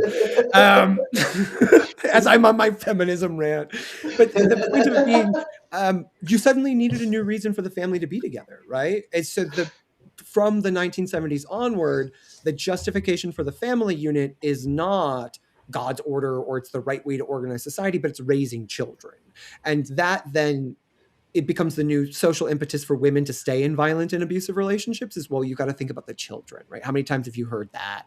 Particularly from like the 80s, 90s, now we're starting to move against that. But the idea of society moving from male-centered to child-centered is really, really interesting. And it has a lot to do with like particularly American gender dynamics about how women maintain power and control and authority over men by using children, and like the rise in concern about child sexual abuse is directly tied to the satanic panic and these social concerns that came out of no-fault divorce and essentially women becoming human beings. So that is also important to remember, is that we are 50 years tops out from women being human. And to go back to, what is Epstein and all of this occultism and why, right? Why are we doing this? Why do we have these distinctions? Why is he engaging in this? Why create a secret keeping mechanism that lets this happen? Because it works and it's old. It's old magic. This kind of shit has been around for a very, very long time. Epstein did not invent being a kingmaker. Certainly not to using magic to do that, right? Like, we have the old stories about this. Crowley was actively planning to take over the world. He wanted to establish Thelema as the one world religion and unite everyone under it, right? That was his goal. And Epstein is working out of that magical tradition. Yeah. I don't think there's going to be time to get to that whole thing except briefly, but there is something that I open up at the end of this with. Before we get back to the show, though, I just wanted to follow up on what Old Queen Spooky said. She says, I don't know why YouTube keeps getting squirrely with my comments. I thought my dog ate a leaf. I tore my house up looking for those missing tablets, rushed her to the vet to get her stomach pumped. They say she needs 2 days. I rubbed the talisman, come back immediately, find the pills, going to go get the dog and save $4,500. I'm glad that you don't need to have the dog get the stomach pumped. I'm glad you were able to find the pills. That's great. Oh my gosh, that's so awesome. Yeah. For anyone wondering, this is the Jupiter talisman. There's still some left. There are still a few left. Reach out to Alex on my website, alexharper.net, if you want to. I can't believe I'm hawking talismans on an Epstein stream, but that's what's happening. I did not engineer it this way. Now, the thing is, here's some emails that I've gone and pulled that I found very interesting about the types of people Epstein is talking about spiritual subjects with, right? Now, this is an email to Jeffrey Epstein from Mark Fisher, who is dead now, but was a rabbi, or not exact, maybe not a rabbi, but an Orthodox Jewish spiritual teacher. And he says, thought a lot about our conversation, RE meditation. Actually, it is not that hard. Why? A Jewish soul has very different structure, very different ingredients/components, relates to its higher levels very differently, has different higher levels, relates to itself and other people in a different manner than a non-Jewish soul. To use repair methods/meditation on something as sensitive as a soul requires the right tools. You cannot fix an Aston Martin with a Ford pickup truck tool set. With the right meditation, it isn't so hard. And then there's some text about making plans about when he's going to visit New York and see each other, right? So here we get this idea where he's talking about, a Jewish soul, right? And so this idea actually comes up in his emails quite a bit, right? Here's another email with Mark Fisher. He says, he's always saying, music is the language of the Jewish soul, and you, Jeffrey, are pretty talented musically. And then he is quoting this prayer, this Hebrew prayer. And then he asks them, please email me your Hebrew name and your mother's Hebrew name. Now, why is this significant? Well, in the Kabbalah, when you are going to pray for someone, you do it matrilineally through their name and then their mother's name, right? And so in order to, invoke someone Kabbalistically, you would need their mother's name. And so this is proof that, like, this is, I mean, it's the most obvious answer as to, like, all right, what kind of occult magic here is being practiced? Obviously, it's the Jewish supremacist Kabbalist stuff, but here we're seeing it, actually laid out. Cooper, is there something you want to say? You want me to keep going first? Sure. Yeah, I mean, none of this is shocking, but I've met Orthodox Jews before, so like. Yeah, I know. None of this is controversial. I haven't. Yeah. I haven't. This is completely new to me. You live in LA. You're used to a very different kind of Jewish person than we're used to. Yours are barely Jewish. Ours are aggressively Jewish. Yeah. No, ours are the Jews here are much more like, we do the rituals, but we don't know what it means. We just do it. These are Hasids and Orthodox and people that are into other stuff. Now, this email exchange is an interesting one. So this one is between Epstein and a guy named David Galertner. Now, David Galertner is a professor who is most famous for being one of Ted Kaczynski's targets and getting half of his hand blown off by a Ted Kaczynski bomb. All right, that's just this guy's biggest claim to fame. Who's Ted Kaczynski? The Unabomber. Oh, the Unabomber. But he was a victim of MK Ultra. Yeah. Okay, well, he has a whole episode on himself. We should do an episode about Ted. I mean, here, Ted, I've got a shot of tequila here for you. R.I.P. to a real one.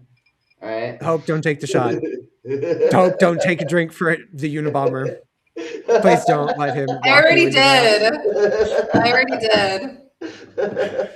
I'm just kidding. I do not endorse the Unabomber. Violence is terrible. Should never ever resort to violence. Okay? Should never resort to violence, especially not in the face of inhumane demons that know nothing else other than violence. Violence is never the solution. We can never. The fact that he got one that maybe was a pedo does not excuse all of the other people who are perfectly innocent. I appreciate a shotgun approach to problem solving, but with less. Yeah, Ted Kaczynski he does have a fan base. I sometimes get him confused with because what is it, the Oklahoma City bomber? He has a really funny story about where he got picked up by this gay trucker and gave each other disappointing head, and I love. Yeah, it was very. Neither of them finished according to the story. So I just find that I like the sexual escapades of murderers. Because I'm a bad person and have an 8th house Jupiter.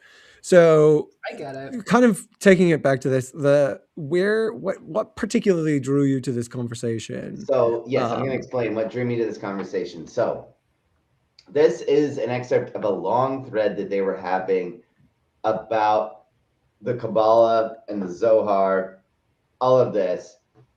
Now, David, you can see, is writing paragraphs to try to dress up what Epstein is saying into some kind of pseudo-intellectual thing. And then he writes all of this stuff about recursive molecules and the driving force of art, eroticism being suppressed. He talks about the surrealist view of women as immovable obstacles. Men move, women stand in their way, etc. And then Epstein writes in response, he says, I think you might consider focusing on the negative spaces between the Hebrew letters, much more erotic, a bulging shma or a throbbing ka. All right. And then he says, fair enough. And then he's still trying to read in some intellectualism into what Epstein's gross puns about Hebrew calligraphy.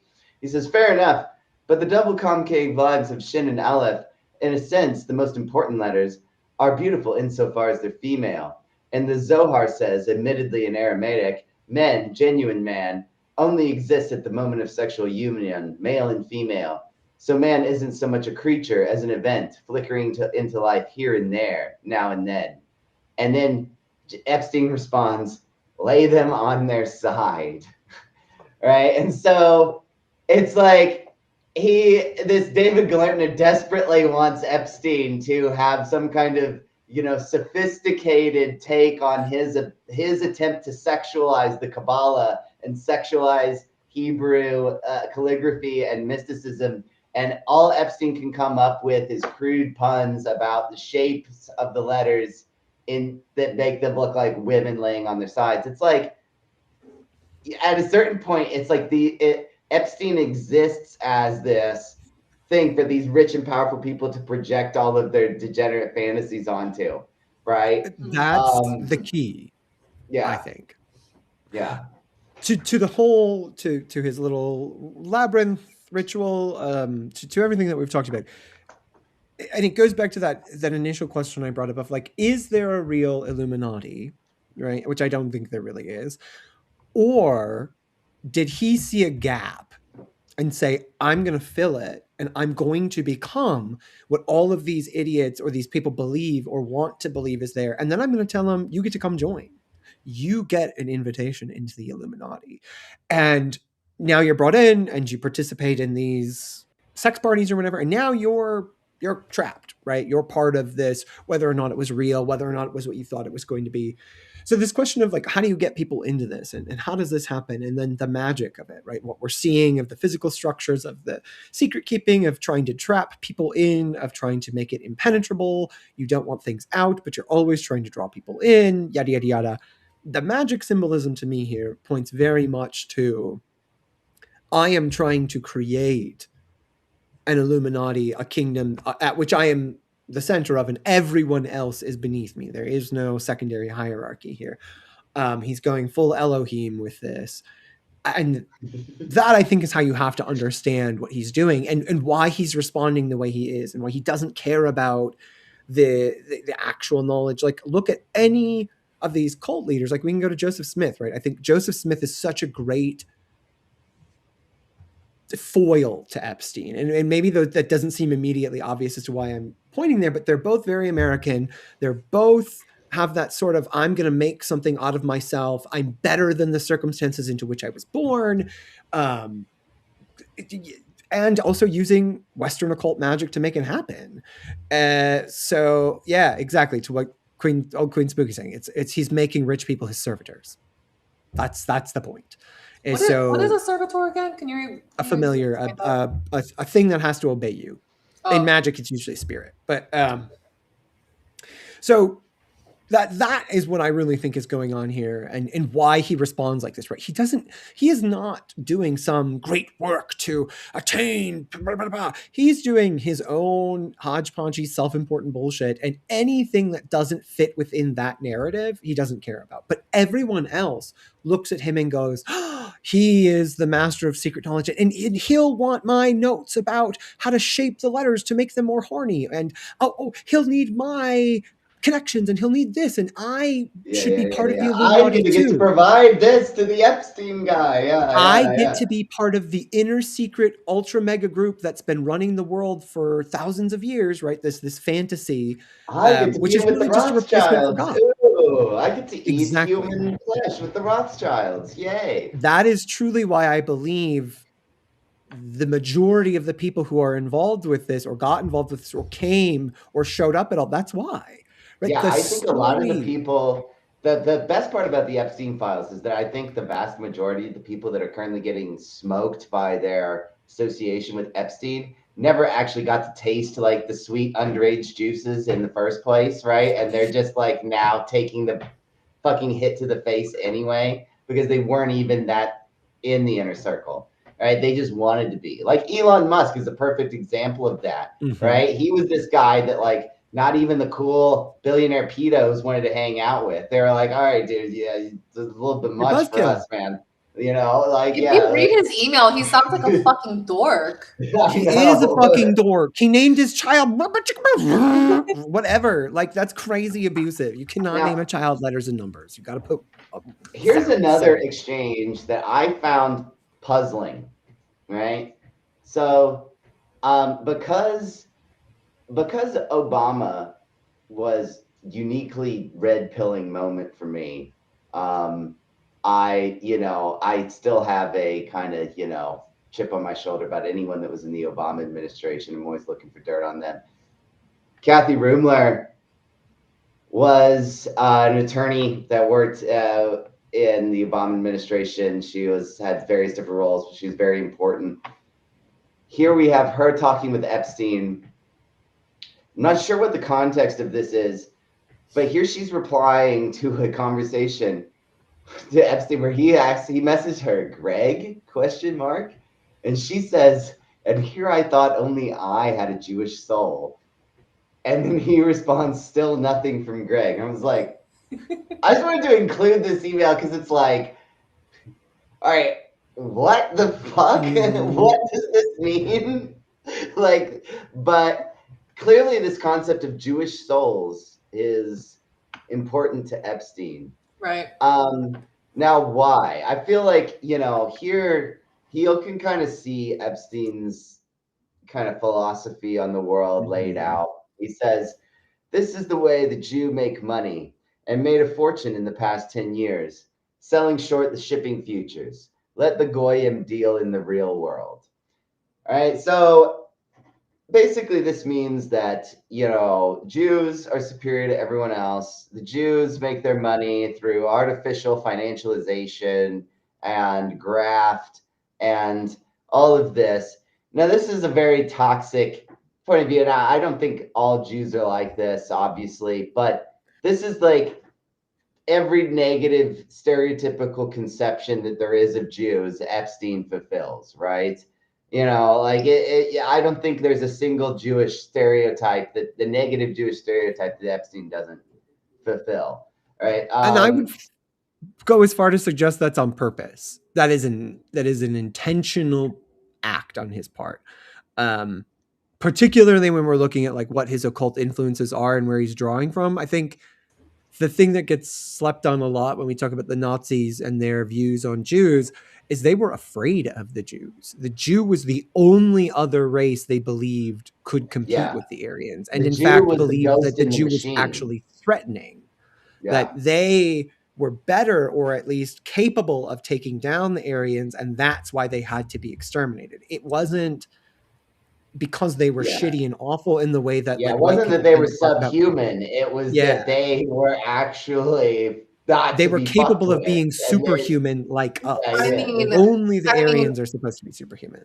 This is what. were this they is, wrong about Well, that? this Like, is why I say or- that a lot of anti-Semitism is really like, similar to emasculation or castration anxiety, which is Right. a recognition that this group of people is resilient to your attempts to impose your power on them, right? Yeah, and absolutely. that over centuries they still retain their own identity, and despite your repeated attempts to stamp them out and to make them conform and to assimilate them, you can't. They won't. They refuse, right? And so this creates a simultaneous fear, disgust, and revulsion, but also respect, because they cannot be subsumed into your monoculture. They will not take on your identity. They will not become Romans. They will not become Americans. They are Jews. They are Jews first and foremost. They are Jews spiritually. And this is very threatening to any power that desires absolute control over its population. Right? I mean, Is think a about group of people that no matter what will not identify with your chosen moniker or flag or allegiance or whatever it is. They will always have this other identity, and you can't get rid of that. That is very unsettling to an insecure tyrant that wants absolute power. Well, I mean, even just like less than 100 years ago, right? Like there was a Holocaust that was carried out by the Nazis to try to eradicate the Jews. And 100 years later, they're one of the ruling powers of the world. You know, I mean, I think there is something to I be mean, said they were one that of the like ruling the Jews are powers long powerful. before World War II, though. That's the thing, right? You know, It's also there's kind of to take a half a step back on this. It's also really good to note that we're talking about American. It's a very specific this where Epstein's going, right? Which is to own the label, right? So he is Jewish, and so he's Jewish, whatever. He comes from a Jewish family. In much in the same way where you might see, I think of like as a gay person, right? Where I might take a slur and all of the ideas and imagery that people put in a negative context about being gay, and then I'll take that and wear it and then put that on as my costume as an affirming thing, right? You know, Yep. you're a dirty faggot, so I'm going to be the faggiest fag I can be and go do that as an expression of power. American Jews took a lot of the anti-Semitism that came from that, in part because of their relationship with the evangelical right in the West, in the US in particular, and it merges into this: Jews actually are superior to everyone. We actually are better than them, and we are superhuman, and the Nazis were right to be afraid of us, and we are better than everyone else, and we should exploit everyone. It becomes the fulfillment of a false reality that the Nazis projected, right? And so Epstein is taking that role on, that form of power, that subversion of the stereotype, the Luciferian principle, right? The LaVey's idea of, or the satanic principle, excuse me, present yourself the opposite of what you are, or present yourself as what your appear enemies weak think when you you are are to take control. strong. Yeah. Appear So weak when where you are he's talking about strong. this is how Jews make money. To most people, they'd be like, "Oh my God, that's horribly anti-Semitic." But he's saying it as a positive. He's saying we're so smart, we don't even actually have to make anything. We can just convince these idiot goyim to give us their money because we're going to sell them on a false future, right? He's literally saying it.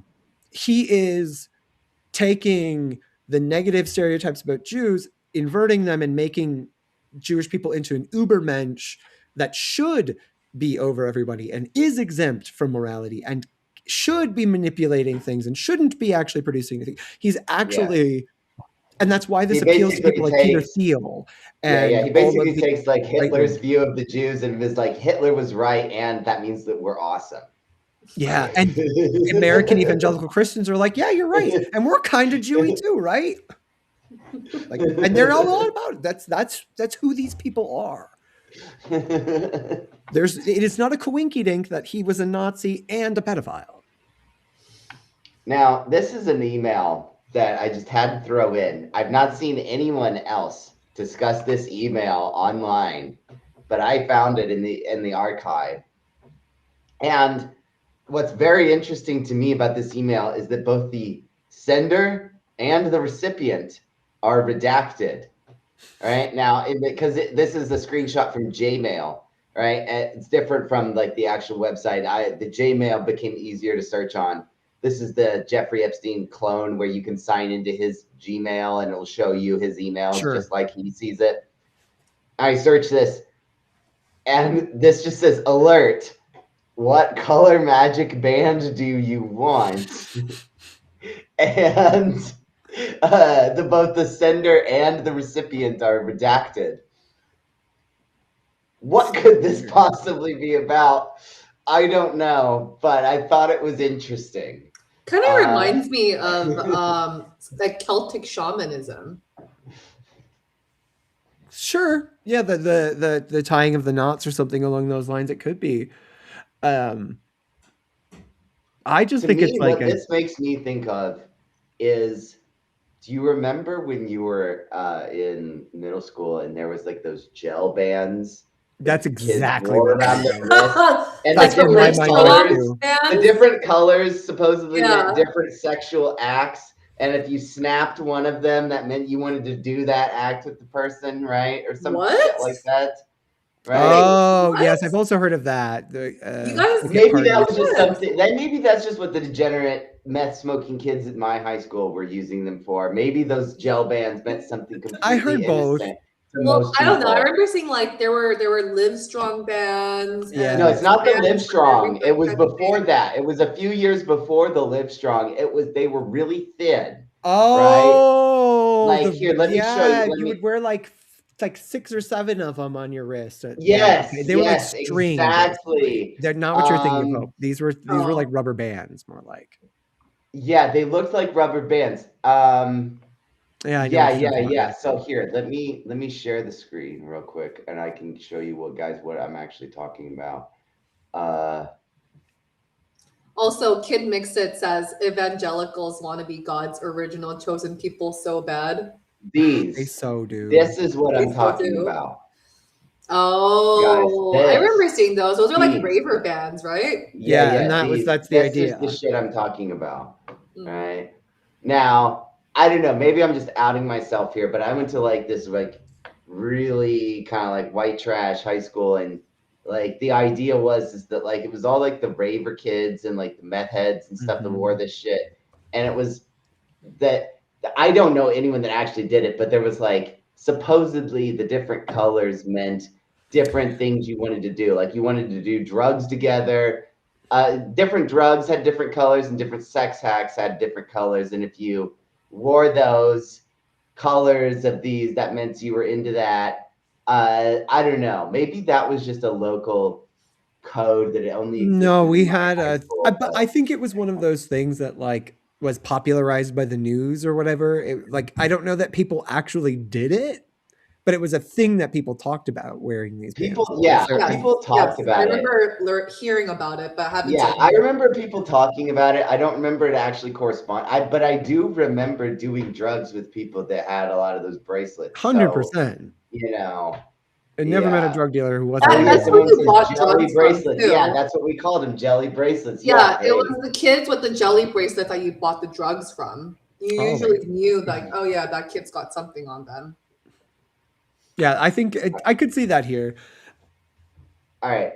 The last slide I have is just Epstein's chart. Thank you right? so much. So, Thank you so much for doing Oh, this. not a I Sagittarius have ascendant. wanted to see this. I knew he had a big forehead, but I was hoping it'd be Pisces. all right. So, first thing I would like to point out is that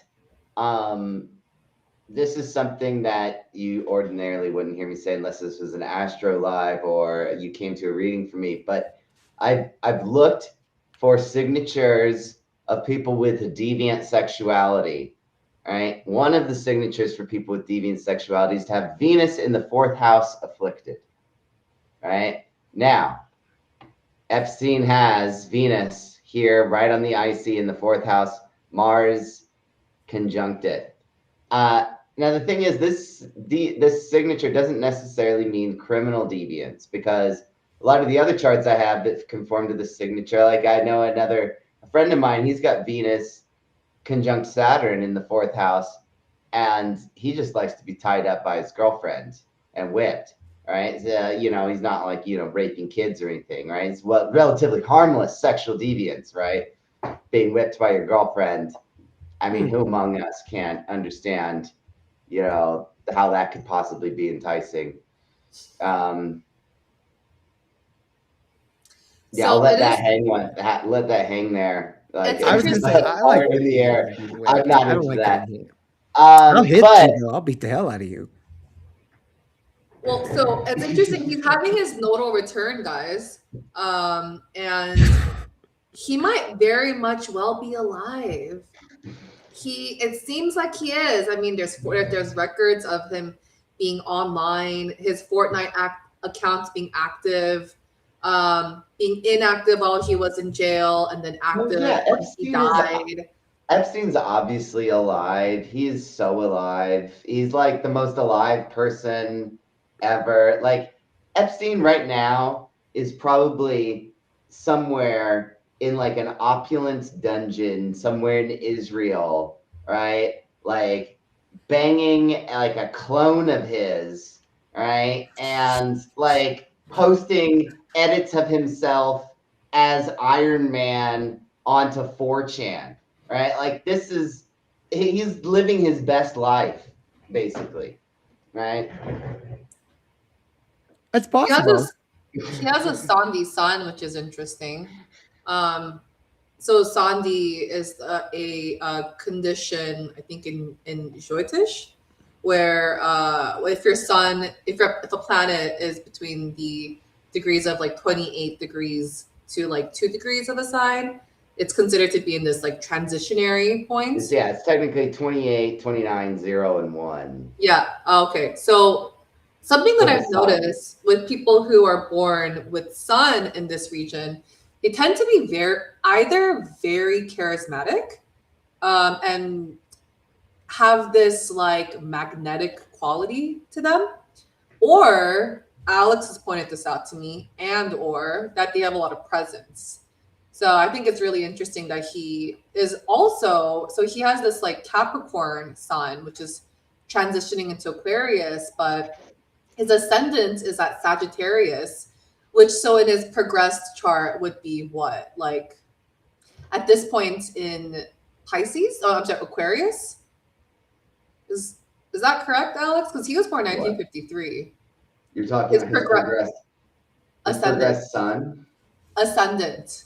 Oh, you can't calculate that without actually running the progressions, because the NABOD is variable depending on the latitude, but Oh. you can approximate it to be that he would definitely be an Aquarius ascendant by now. Okay, well, the reason why I bring up at least the Sandy Sun is that like something that you see over and over and over again in the Epstein emails is like how much these billionaires are kissing his ass. They are obsessed with him. Even after he gets convicted for being a pedophile and doing sex trafficking, there are still billionaires and like esteemed academics and scholars just like giving him advice on what to do and just kissing up to him the entire time.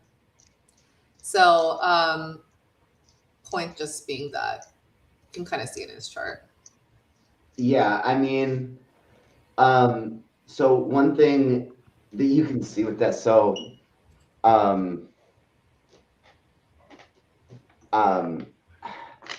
right, well, actually, I don't want to speak on that first. Let me double check one of the old quotes. But before I respond to that, one of the things I wanted to say about this chart was that he's born under a Saturn-Neptune conjunction here, right? If we look into his 11th house, we see Saturn-Neptune conjunct in Libra. And what's happening right now? Yep. Saturn-Neptune conjunction in Aries. Yep. And all of this shit is coming out. Just seems a bit funny, doesn't it? It seems like a recurrence transit in a way. Yeah, it definitely is.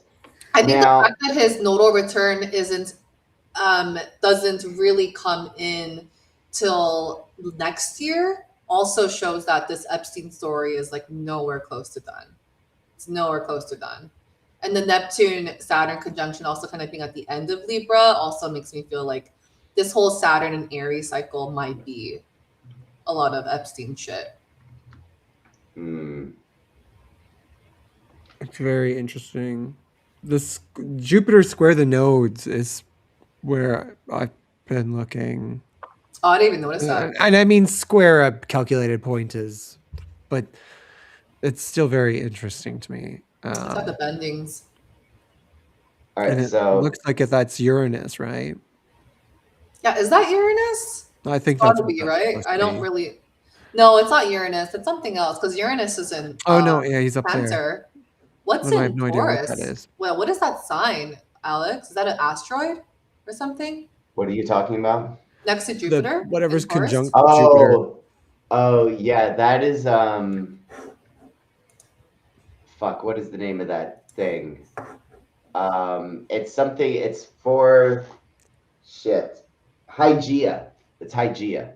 Okay. It's Is an that a astral. planet? It's a Or centaur that's associated with healing. It's something that I have been trying to decode as to what it means, if anything, and so it's something that's currently on my display settings that I forgot to turn off. But yeah, it's an experimental point. It's like a centaur. It's like one of those things, yeah, it's one of those centaur things. Yeah, I've heard people talk about him. I don't couldn't tell you much though. Yeah, but yeah, North Node square Jupiter is interesting to me. Well, and I suppose the South Node is also square as a result, but um, that I find very interesting. Of like trying to make, because again, I'm operating under my thesis of he is really trying to make himself a kingmaker, um, and to have that relationship with Jupiter in those signs is, yeah, I mean, he was doomed to fail, which is interesting, or I would make the argument, um, which I love. I'm glad that that didn't work out for you, but there's some really interesting. I guess midheaven is interesting. yeah, No, not great signs of magical practice though. I'll put that up there. Nothing jumps out at me of like, oh, well, I mean, yeah, not really. I guess the Mars Uranus trine. That's the best thing he's got going for him. oh, it's That's pretty exact tight. too. Actually, Yeah. that's pretty. That's significant. That's an exact aspect. Mars trine Uranus. Yeah. With magic, I don't anything over 3 orb I don't care about. So I would, yeah, it should be ideally very close. Huh. Yeah, that's interesting. And then the Venus Mars trine trine Uranus, Uranus. like the like Mhm. sexual perversions. Well, Venus conjunct Mars, right? It's a Venus that's conjunct Mars. That's both trine Uranus. Well, and using them to control people. Uranus in the 8th house, controlling people through secrets, their violations, their rebellious actions. Which is pretty on its nose, and they do it in his home, in his controlled spaces. Yeah, I feel like the more I get to know astrology, the more cursed the fourth house seems to me. The fourth house is the most malefic house. I think it's more malefic than the 12th house, honestly. So I'm just gonna go In back. terms of the quote unquote bad houses, my personal ranking for how bad they are is number 1, 4, number 2, 8, number 3, 12. Yeah, I don't feel like 12 is that bad. Yeah, I would agree on 12 at the third. 4th, first over 8th, maybe. Depends on the chart. The fourth Depends house on is the rough. chart. That's true. Yeah, that's true. I mean, if you have like Venus in the fourth house, Such a late. I don't know why I said it. Depends on the chart. Everything in astrology depends on the chart. Yeah, it always depends on the chart. Yeah, but yeah, I tend to be a big hater of the 11th. That's my Really? house that I think is secretly malefic is the 11th. Can you elaborate on that? Mostly because of the digital age. That I think as those kinds of spaces become more and more important, the more and more I think the dangers of the 11th house will become important, because for most of us the 11th just doesn't matter because we're not famous enough to be relevant. But if you, They were just like friend groups for most people. Exactly. But for people who have a strong public presence, and as we're all becoming content creators by the lovely, everyone's a content creator. Yeah, so we're all having to live that 11th house life. But we'll see. Yeah, this is an interesting question or comment. Now, someone says, can I just say, I know it's important to pay attention to all this, both for the victims in the world, but I don't want to read any of these emails, and I'm so grateful for the people who will. So, I mean, I just so happen to be, sick and warped enough by my experience in this world as a criminal defense attorney that I actually, I like doing all of the looking into all this depraved dark shit. And I actually went on quite a rabbit hole in preparation for tonight's episode and didn't even get to add in all of the stuff I wanted to, because the stuff I found just today before we went live is actually somewhat even worse than the stuff I presented today. So I've seen way worse than what we've presented right now. I found these emails where he is talking to these various different people, especially a lot of emos, Deepak Chopra, about funding consciousness experiments and wanting to fund experiments on traumatizing kids to give them telepathic powers to Oh, try and preserve consciousness and record it into robotics, all this transhumanism stuff. There's a lot, I honestly cut out a lot of it to spare you guys because there's another angle where there's these diaries that were written in ciphers by these victims where they describe being used as human incubators. And they're like, why my skin tone? Why my genetics? This doesn't make sense for your sick the thing. And so it's like it appears as though they were doing these genetic experiments and all kinds of sick stuff, so it's like, I don't know. We could go into all that if you guys want, but I cut it off at the Jewish supremacist Kabbalist ritual torture magic. I thought that was deep enough. Which is funny because that's like certain fact. We're not even into the woo-woo territory yet of Epstein. Like that's all just stuff that we can verify pretty easily. Yeah, my background, not an attorney, but is in criminology and deviant psychology. So also love this shit. Also because of my experiences. So it's, Yeah. I do Well, love you and delving I have a into. unique perspective, Cooper, right, on this because, I mean, well, should we say this? Are you fine with it?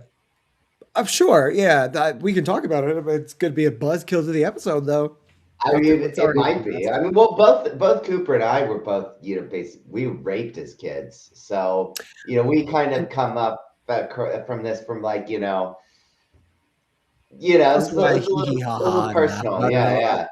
It's because like this is my, I was abused for child sex porn ring, so that's how my dad made his drug money, and so this is why none of this shit has ever been surprising to me, and why in third grade I was like, the world's run by pedophiles. Why don't you all care about that? So it's sometimes why if you see us being a little bit like unaffected by this, that's why. Yeah, that's why. It's But because, yeah.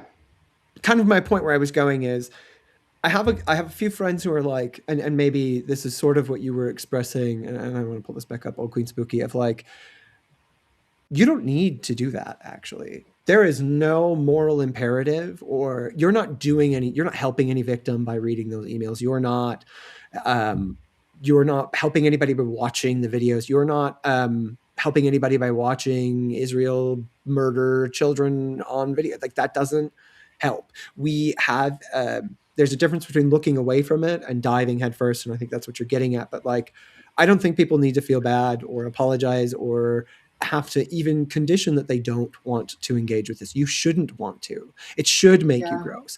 The issue, of course, is that we have to talk about it and we have to do this. But I also want to go back to that. You don't need to go do that. That doesn't make you better. It doesn't make us better because we can wallow in this shit. We can wallow in it because we didn't have a choice. We had to learn how to swim in these waters. So I just want to, I have a lot of friends who will drive themselves to the brink with this, where you can read the news article and you got everything you needed out of it. Don't kill yourselves trying to do some kind of moral self-flagellation with this stuff, because it is awful. Yeah. It is horrible. And at the end of it, the thing that I think is most important, and I know we just spent 2.5 hours yapping about it, is it doesn't matter. What matters is that these people did these things and that they need to be held accountable for those things. Why they did it is fucking irrelevant. What they thought they were, their superpowers, whether or not they believed in any of this, in my humble, irrelevant. What should it is absolutely relevant, because it's irrelevant to the victim, right? Like whether or not you're raping the kid as an offering to Baal or just because it gets you off, it's the same result to the kid. And by focusing on the spectacle of Epstein, there are two things that are done, in my opinion, that actually harm victims. Is one is it makes it seem like these things aren't commonplace and that they aren't everywhere. Right? It's Epstein, and it was only Epstein. Well, no, we know for a fact that there were other groups like this. Again, I bring it up every single time this comes up, but go look into the Franklin Credit Union. It was the same exact thing happening before Epstein got plucked up in the 80s to become the new pedophile provider. And their stories were the same, right? They were being ritually raped, they were being drugged and tortured, they were being assaulted by people who had masks on, they were being trafficked to multiple locations to confuse them. So that's one part of this that we have to remember is like Epstein wasn't alone. Epstein was not unique. Epstein was not particularly rare. There are many, many, many Epsteins out there, big time and small time, right?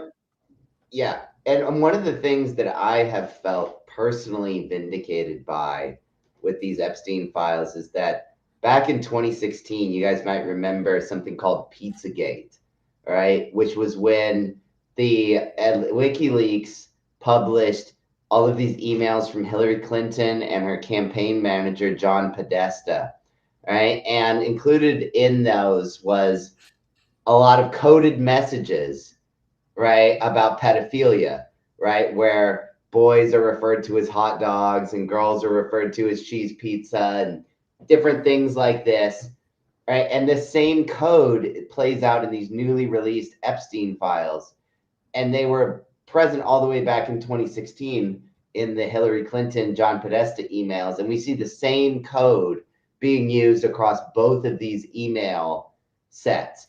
And so what this tells us is that Epstein is just a cog in this network, right? He is just an operator in this network. And there's a lot of pedophile networks going on, right? And that they are operating in these concentric rings, right?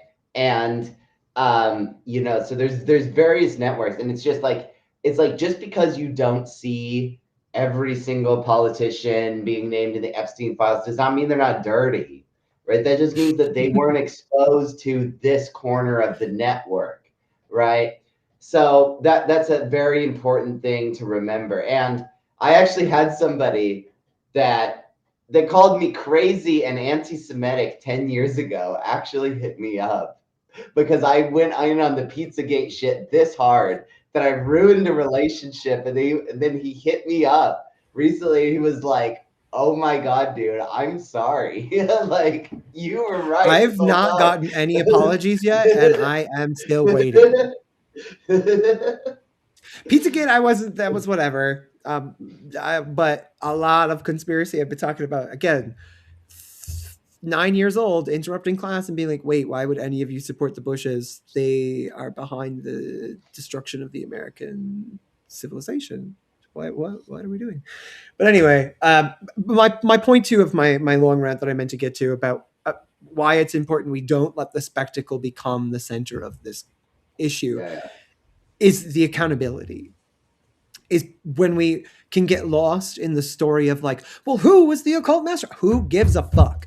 Every single one of them should be on trial, and none of them are on trial, right? That's the other element of the spectacle is, well, one is, what is it hiding, right?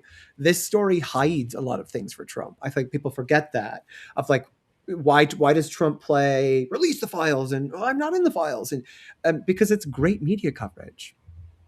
Yeah, do I think that Trump was on Epstein Island doing that? Probably not, actually. Particularly given that he actually did kind of try and out this and talked about Epstein being a pervert and like not loving him. Yeah, I believe that.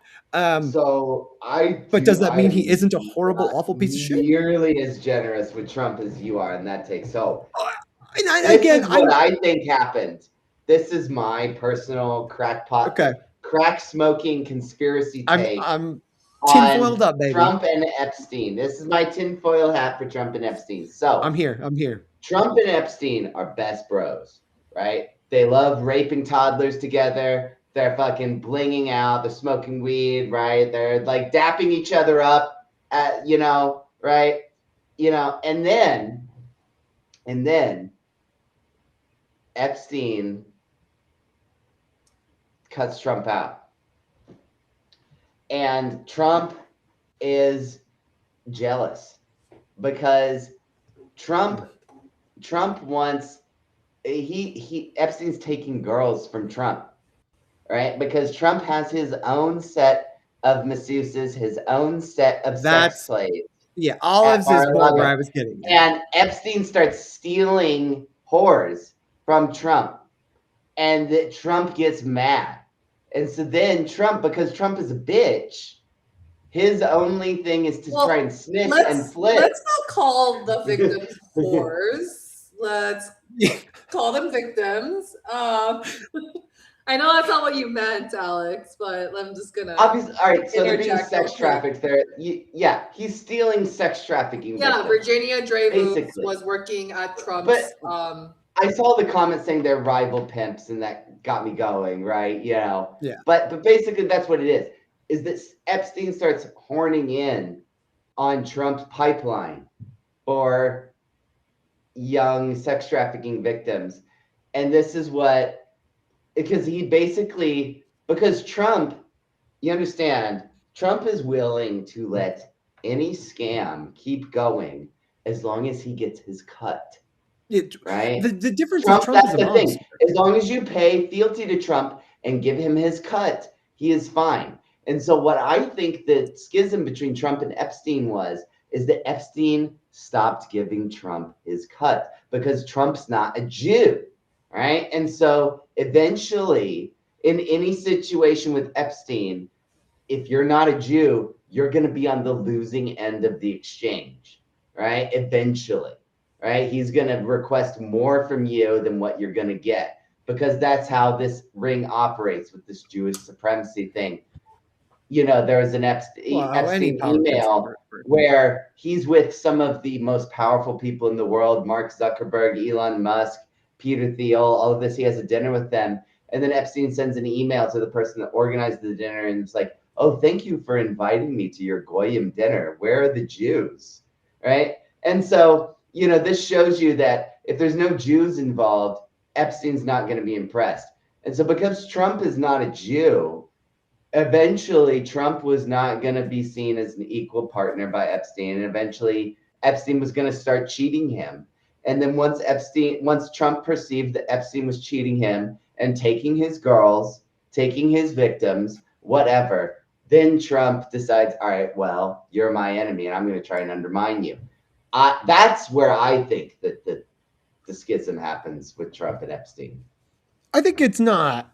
I think the gist of that storyline, whether they were buddy or have always been rivals, I think you're correct in identifying. That sounds pretty legit. It's a rivalry rather than because my thing about Trump and the thing that is consistent about him, in that, like, I'm just desperate for any journalist to maybe have half a fucking brain and say it out loud, is his schemes are just obvious mob shit. Like, Trump is a mobster. His dad was a mobster. He's had ties to the mob for ages. He still has ties to the mob. He's an old school mobster. And mobsters use crime as a tool, right? It isn't the goal, to your point, Alex. It's how they make money. If they made just as much money through legitimate business, that's what they would do. They just don't. Epstein, on the other hand, and to that question of, like, the cabal and whatnot, they are not just here to make money. They are here to create the world in their image.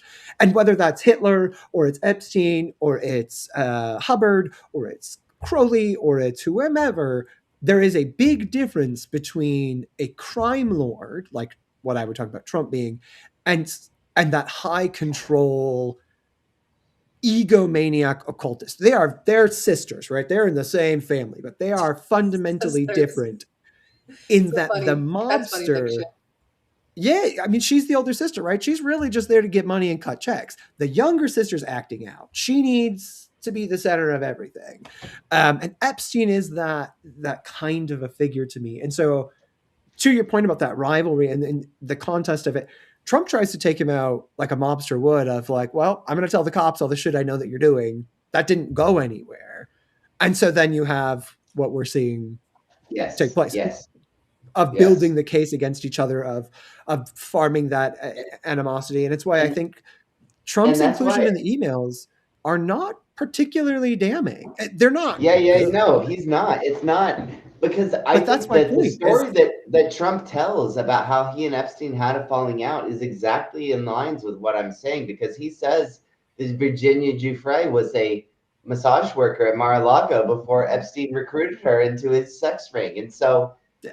and Trump goes on record publicly stating that it was the recruitment of Giuffre into Epstein's ring that prompted their falling out, because Epstein had Yeah. previously recruited another one of Trump's masseuses into his ring, and he had warned Epstein, hey, don't do that shit again. Those are my girls. And That's then exactly he did how a it mobster would again. work. And so I think that because the thing about Trump is, Exactly say how what a you pimp would want. work. You can make any criticism of Trump that you want, but Trump is pure, unfiltered id, right?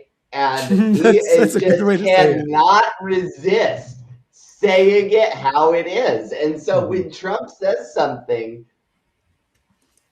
for better or worse, it's usually true, right? Because he's saying, oh, this is why I had a falling out with Epstein, because he recruited Virginia Giuffre. Now, of course, the actual reality is a lot less savory than what Trump makes it out to be, of course. But I think essentially the story that Trump says publicly is more or less true. That he told Epstein, hey, back off on the girls giving massages at Mar-a-Lago. Don't recruit them to be part of your weird sex ritual bullshit. I want these girls to be untainted by that. I just want them to give me massages and jerk them off. I could totally see that. Trump being is a the simple reason. I think man, it's so by the much more way. about, it's my Trump property. is a You're simple taking from man. me. He Yeah. wasn't concerned about their integrity. But No, I he's also concerned think, about it being his territory. right, exactly. And Yeah. to this point of, well, what about the emails not released? I want to be clear. I'm not saying I don't think he didn't do anything bad. Do I think that Epstein had what he wanted on him? Probably not, because Trump would have stayed in line, right? Like whatever Putin has on Trump, he's following the script. Like, yeah, and I think this is also the other element of Epstein is both men and many men, like Peter Thiel, a lot of these powerful corporatists from the 80s on are trying to become the new god, right? They are all egotists to one degree or Yeah, another. They're transhumanists. exactly, it's all that one guy who freaking takes his kid's blood to try and stay young, and he looks Oh yeah, what's his name terrifying. again? A creepy lizard man. I don't know, but he's awful. Yeah, Oh, The Brian point being that, like, Johnson. there we Is go. that yeah, you're I think talking that's about? it. Brian Johnson. It's Yeah. that there's so many evil little cabals that it feels so impossible to me that they were all in one. It just doesn't make sense. Do I think that Trump knew what was going on Epstein Island, didn't do anything about it, and was probably, to Alex's point, in competition for a lot of the women being trafficked and people being trafficked?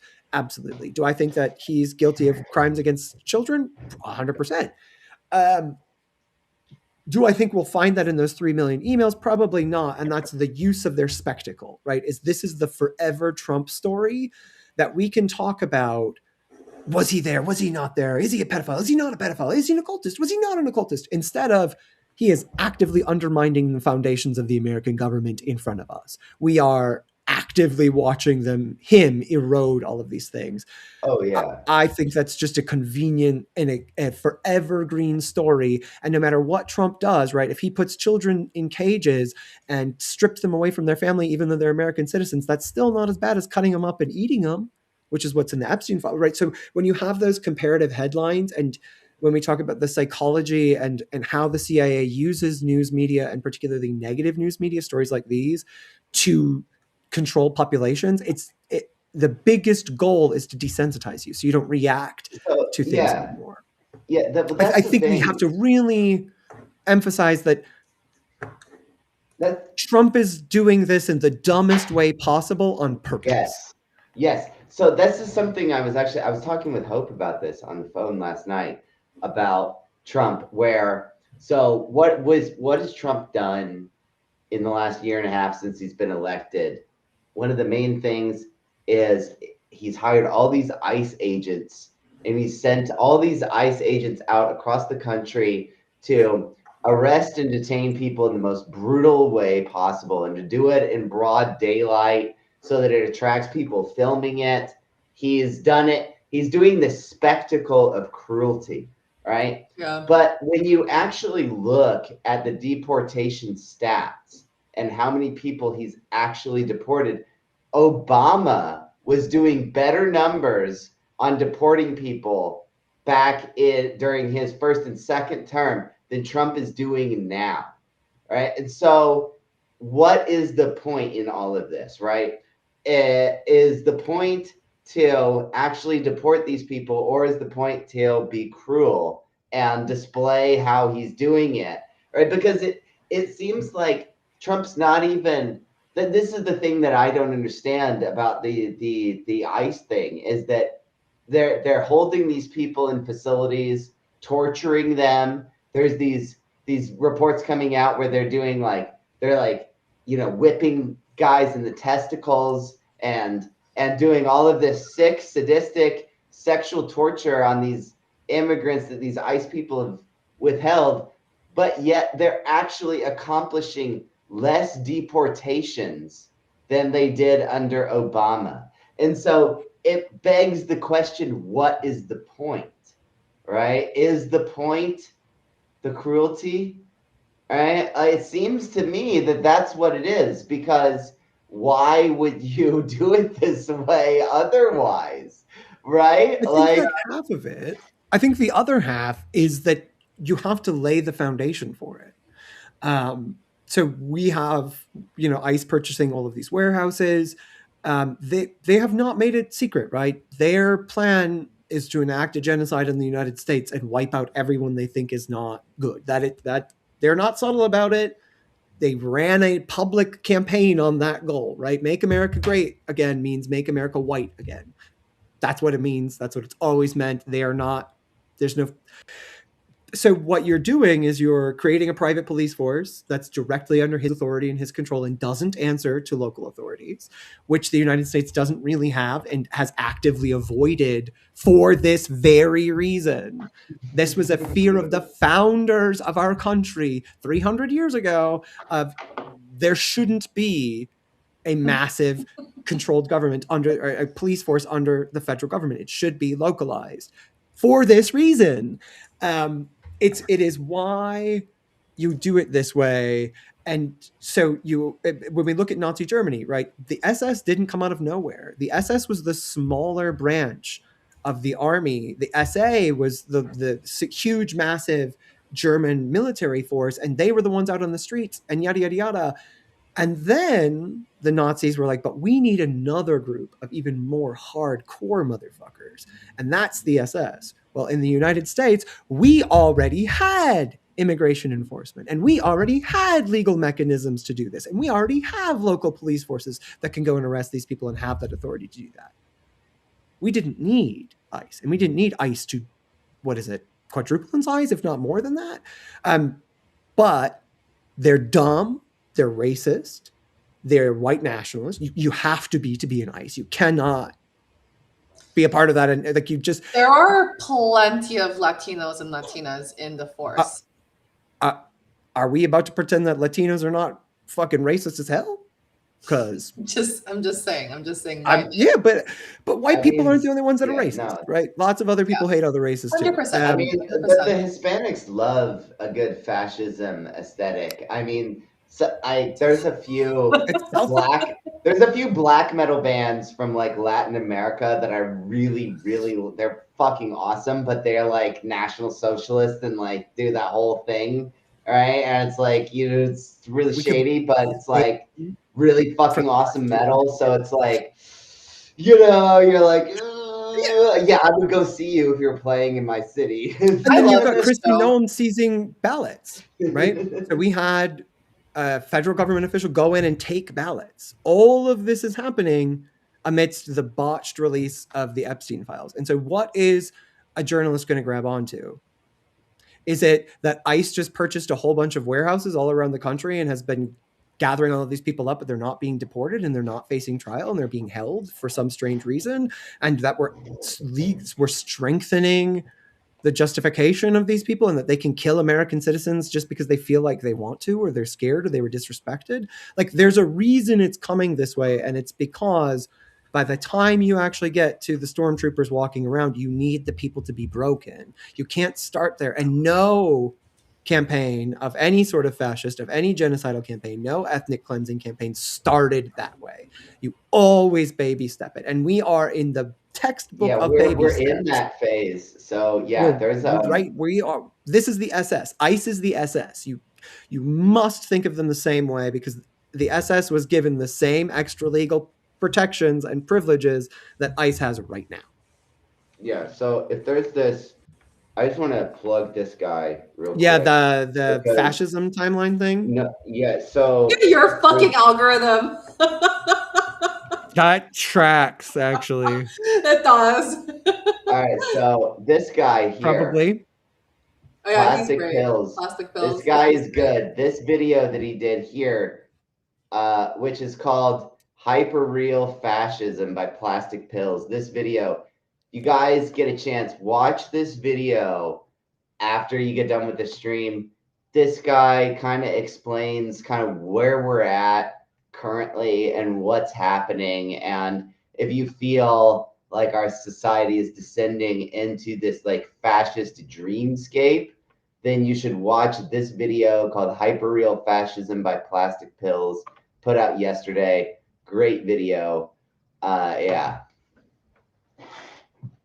And I think we probably should wrap here. I think that's a great video to go watch. And the one other thing that I want to encourage all of us and to remind all of us as we're in this moment and looking at this horror and talking about the spectacle is the way that you dispel this spectacle is you have to remember that none of this can happen without consent from the people. Consent can be manufactured, consent can be coerced, but it does require consent. And when we look at the history of the Holocaust and when we look at other similar movements, there are these really fascinating characters that show up frequently, and they're in these early phases of it where they were a roadblock and they stopped shit and they caused problems and they said, this is fucked up. There's talk about, malicious compliance and things like that. There are ways to resist this, and being difficult and not falling into the dream state and continuing to say, this is fucked up and wrong and unacceptable and disgusting is how we dispel this kind of illusion. So whether we're talking about it on a psychosocial level or we're talking about it on a magical level, rejecting the reality they are trying to impose on you and trying to normalize is the most important thing that we can do. And so at every single step, saying, no, this is wrong. No, this is fucked. No, this is terrible. These people are gross. ICE is fucking lame. Trump is a loser. They're pedophile, gross pieces of shit that should be destroyed and thrown away and forgotten. That is how you defeat this. Be difficult. Yeah. Don't go along with it. In whatever your little way is, be difficult. Yes, be difficult. And this is, before we end, this is the last soapbox I'm going to stand up on. All right, so remember what Cooper said about being difficult and objecting, right? Because there is very soon going to come a time when they are going to ask you to take a stand against your fellow man, right? It's going to be similar to what happened about 6 years ago when they told you that everyone that wouldn't take the vaccine was selfish and hateful and hated grandma and all of this stuff. It's going to be similar to when we went to war in the Middle East and they told you if you didn't support it, you were going to be an anti-American piece of shit, right? There's going to be another, I don't know, it's going to be somewhere along those lines. I don't know exactly what lines it's going to be drawn across, but you're going to be told to hate the person that lives next to you because they choose differently from you. And you're going to need to reject that. And you're going to need to be like, why do you want me to hate this other person? All right. You need to ask yourself that, because, I honestly was really disturbed the last time that the whole social control program descended on everyone. I didn't take the COVID vax, and I had every single person in my life trying to convince me to do it and saying, what's your problem that you won't do this? Right. And, you know, you can say what you want about the COVID vaccine. You can say what you want about the war on terrorism, whatever, all these lines in the sand, but eventually it's going to be a line in the sand that you care about. Right. And just remember that, because at some point you're going to be asked to draw a line in the sand between you and your brother, you and your sister, and you're going to have to ask yourself if you really should do that. Yeah, I think you're completely right. I think that this period that we're in the world, in our timeline, is ripe for another situation where there's genuine reason to freak the fuck out. But I do agree with you. Do think it's going to be a little bit of a repeat of maybe not a pandemic, maybe not a war. Seems like we're in ripe circumstances for either one, but I'm not so excited about the next 4 years. No, but I'm going to leave you on the optimistic quote from the wonderful Margaret Mead, who, if you do not know, you should know. And it is the favorite quote of many a high school teacher. And as a former high school teacher, I, of course, have to deliver it. And it goes something like this. Never doubt that a small group of thoughtful, concerned citizens can change the world. For indeed, that's all who ever have. So if you are feeling small and shitty and pathetic, remember that small, shitty, pathetic people are the people who have ruined the world and people who have saved it. So you just have to pick which side of that you're going to be on and do something. Have a good night, folks. Thank you, Cooper. Thank you, our Jupiter talisman, for the show. I appreciate that. I got to represent my boy. So just to spoil Cooper's glory, I'm going to end the show with a quote from Joseph Smith, who I know he'll hate. Says, a religion that does not require sacrifice of all things never has the power sufficient to produce the faith necessary unto life and salvation. He's not wrong. Can you say it again? Wait, I zoned out in the middle of that. Can you say it one more time? A religion that does not require the sacrifice of all things never has the power sufficient to produce the faith necessary unto life and salvation. Oh, God. It's a nice way of saying, well, if you don't make them throw their entire fucking lives away, they won't cling to your dumb bullshit. I don't know. I didn't say he's not wrong. He's just evil. I think there is I think where at a certain point that things do matter. I think that's what he means. I think what he means there is that there's a certain point at which you have to say, this means something to me and I'm willing to sacrifice for it, or else you are completely morally bankrupt. Which that part I can agree with, but you know what I think that bastard is. you had to get me. We have talked about Joseph Smith on this show so many times. I feel like every single episode there is some Joseph Smith reference. It's because the Mormons.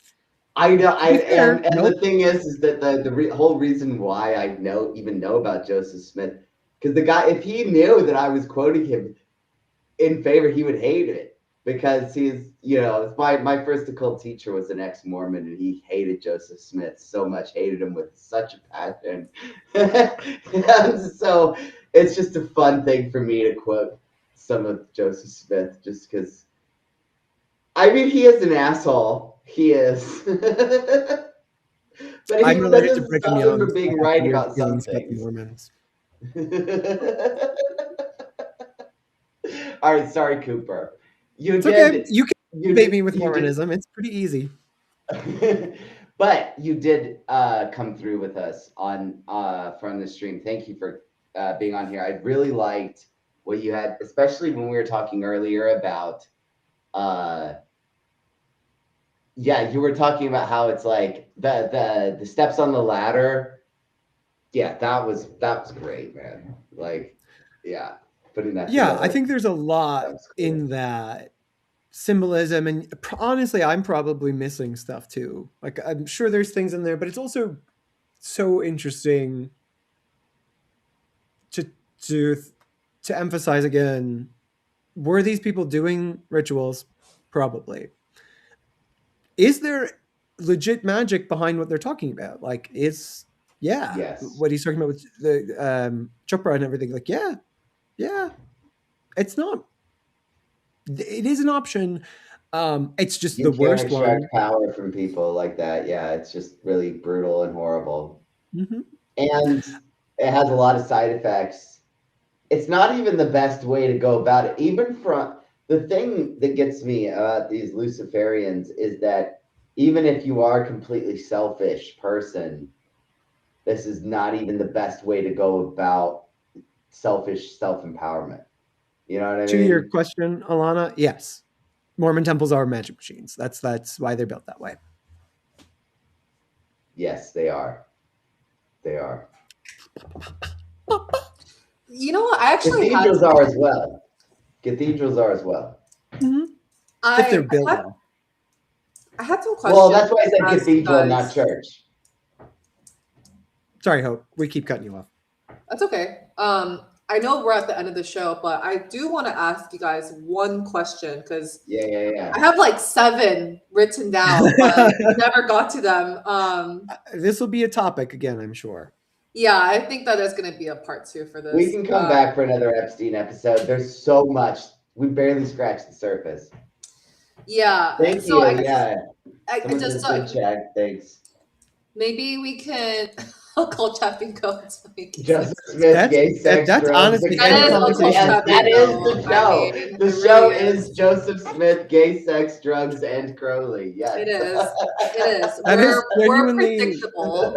We're a predictable triplet of. I know who I am. I mean, Silly, look, silly. me being a Joseph Smith Witches. fanboy is just something that people have to understand and accept and move on. And my hatred of Joseph Smith. Actually, a fun I little failed you like the Dexter meme. I could see it. a fun little Easter egg for everybody here is that the Jupiter sigil on the Jupiter talisman. Oh God, why the fuck won't it focus? Is Joseph Smith's Jupiter sigil. So basically the design is roughly based on Joseph Smith's design. However, Joseph Smith's design was single-sided. And what I did was basically take his design and divide it into 2 and make it a double-sided coin, right? So basically, if you took, on the Jupiter talisman I made, if you took both sides and then superimposed them on each other, you would get Joseph Smith's Jupiter talisman. But what I did was I split Joseph Smith's talisman into 2 images and then put them on opposite sides of the coin, right? And so, yeah. You know, I'll save my questions for the next episode, and it will give us just some material to work with. You really want to go, don't you, babe? Yeah, I'm out of it. I'm hungry. I'm a Taurus to the core. I've been eating chips this entire time. Thanks for 3 hours of talking about some of the most depraved elements of humanity, and I'm kind of just, I'm going to go watch some cartoons. I'm going to watch probably, let's talk about anime for the 5 idiots who are still here. If you're not watching Fire Force right now, I need you to go ahead and fix your life. Get your shit Fire together. Force? Oh God, it's gonna take over my life. Fucking good. It's gonna take over my life. Yes, and you're gonna love it, and it's so good. But the gist is basically they're finally reaching the end, and the way that they talk about like fire and the conceptions of fire is fantastic. You should be into that. Underrated show that I kind of thought I wouldn't like because I really don't like this variety. Sentenced to be a Hero. So good. I thought it was going to be Isekai. It's not Isekai. Thank the gods. I fucking hate Isekai. Anyway, I'll just keep talking. So we should end the show. But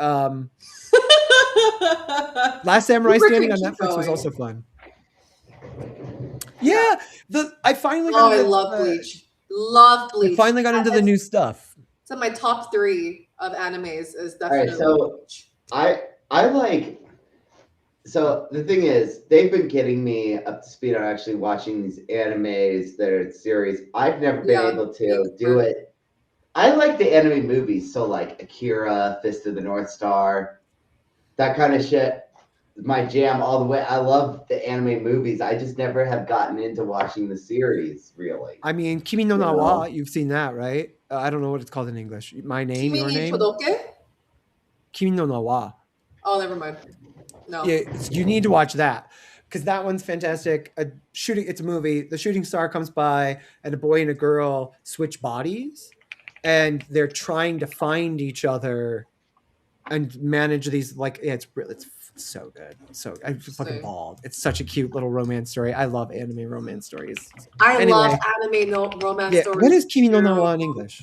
Oh, hey, this is. Your Wait, name. Okay. Yeah. Okay. It's no, literally I've seen a translated. trailer for this before. No, Oh, so for anyone that's interested, Alex and I have been watching Solo Leveling. So it's my second time watching it now, and it's Alex's first time watching it.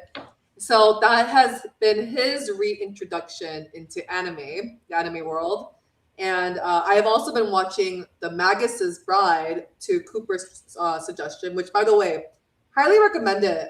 It's very much a really, really good I've learned so much about magic, like elementals, fairies, all that stuff. So that's been really cool. Um, I like how JJK. we Okay. always talk about anime at the end of the show. So It's like someone Because I'm says, vamping for time. someone says next show do Prince Andrew's chart. we could do that in an afterlife. The one thing we will look at his chart in more detail, but just off the top of my head, the one thing I will say about Prince Andrew's chart is that he has a very rare signature that's listed in Firmicus Maternus for being a pimp and a whoremaster. So, well, the signature is that it needs to have Venus and Mars conjunct in a tropical sign and also have Saturn co-present. And in Prince Andrew's chart, he has Venus and Mars conjunct in Capricorn, which is a tropical sign. He also has Saturn conjunct in Capricorn. And according to Firmicus Maternus, this makes someone a veritable whoremaster and an unscrupulous pimp that is exploitational. So that's all I'll say about his chart. More for next time. More Thank for you all next for tuning time. in. I think this is farewell from Occult Chat. Yes. Yeah. Have a thank good you one, so much. guys. Talk to you Thanks for later. tuning in. We'll see you Bye-bye. guys next time.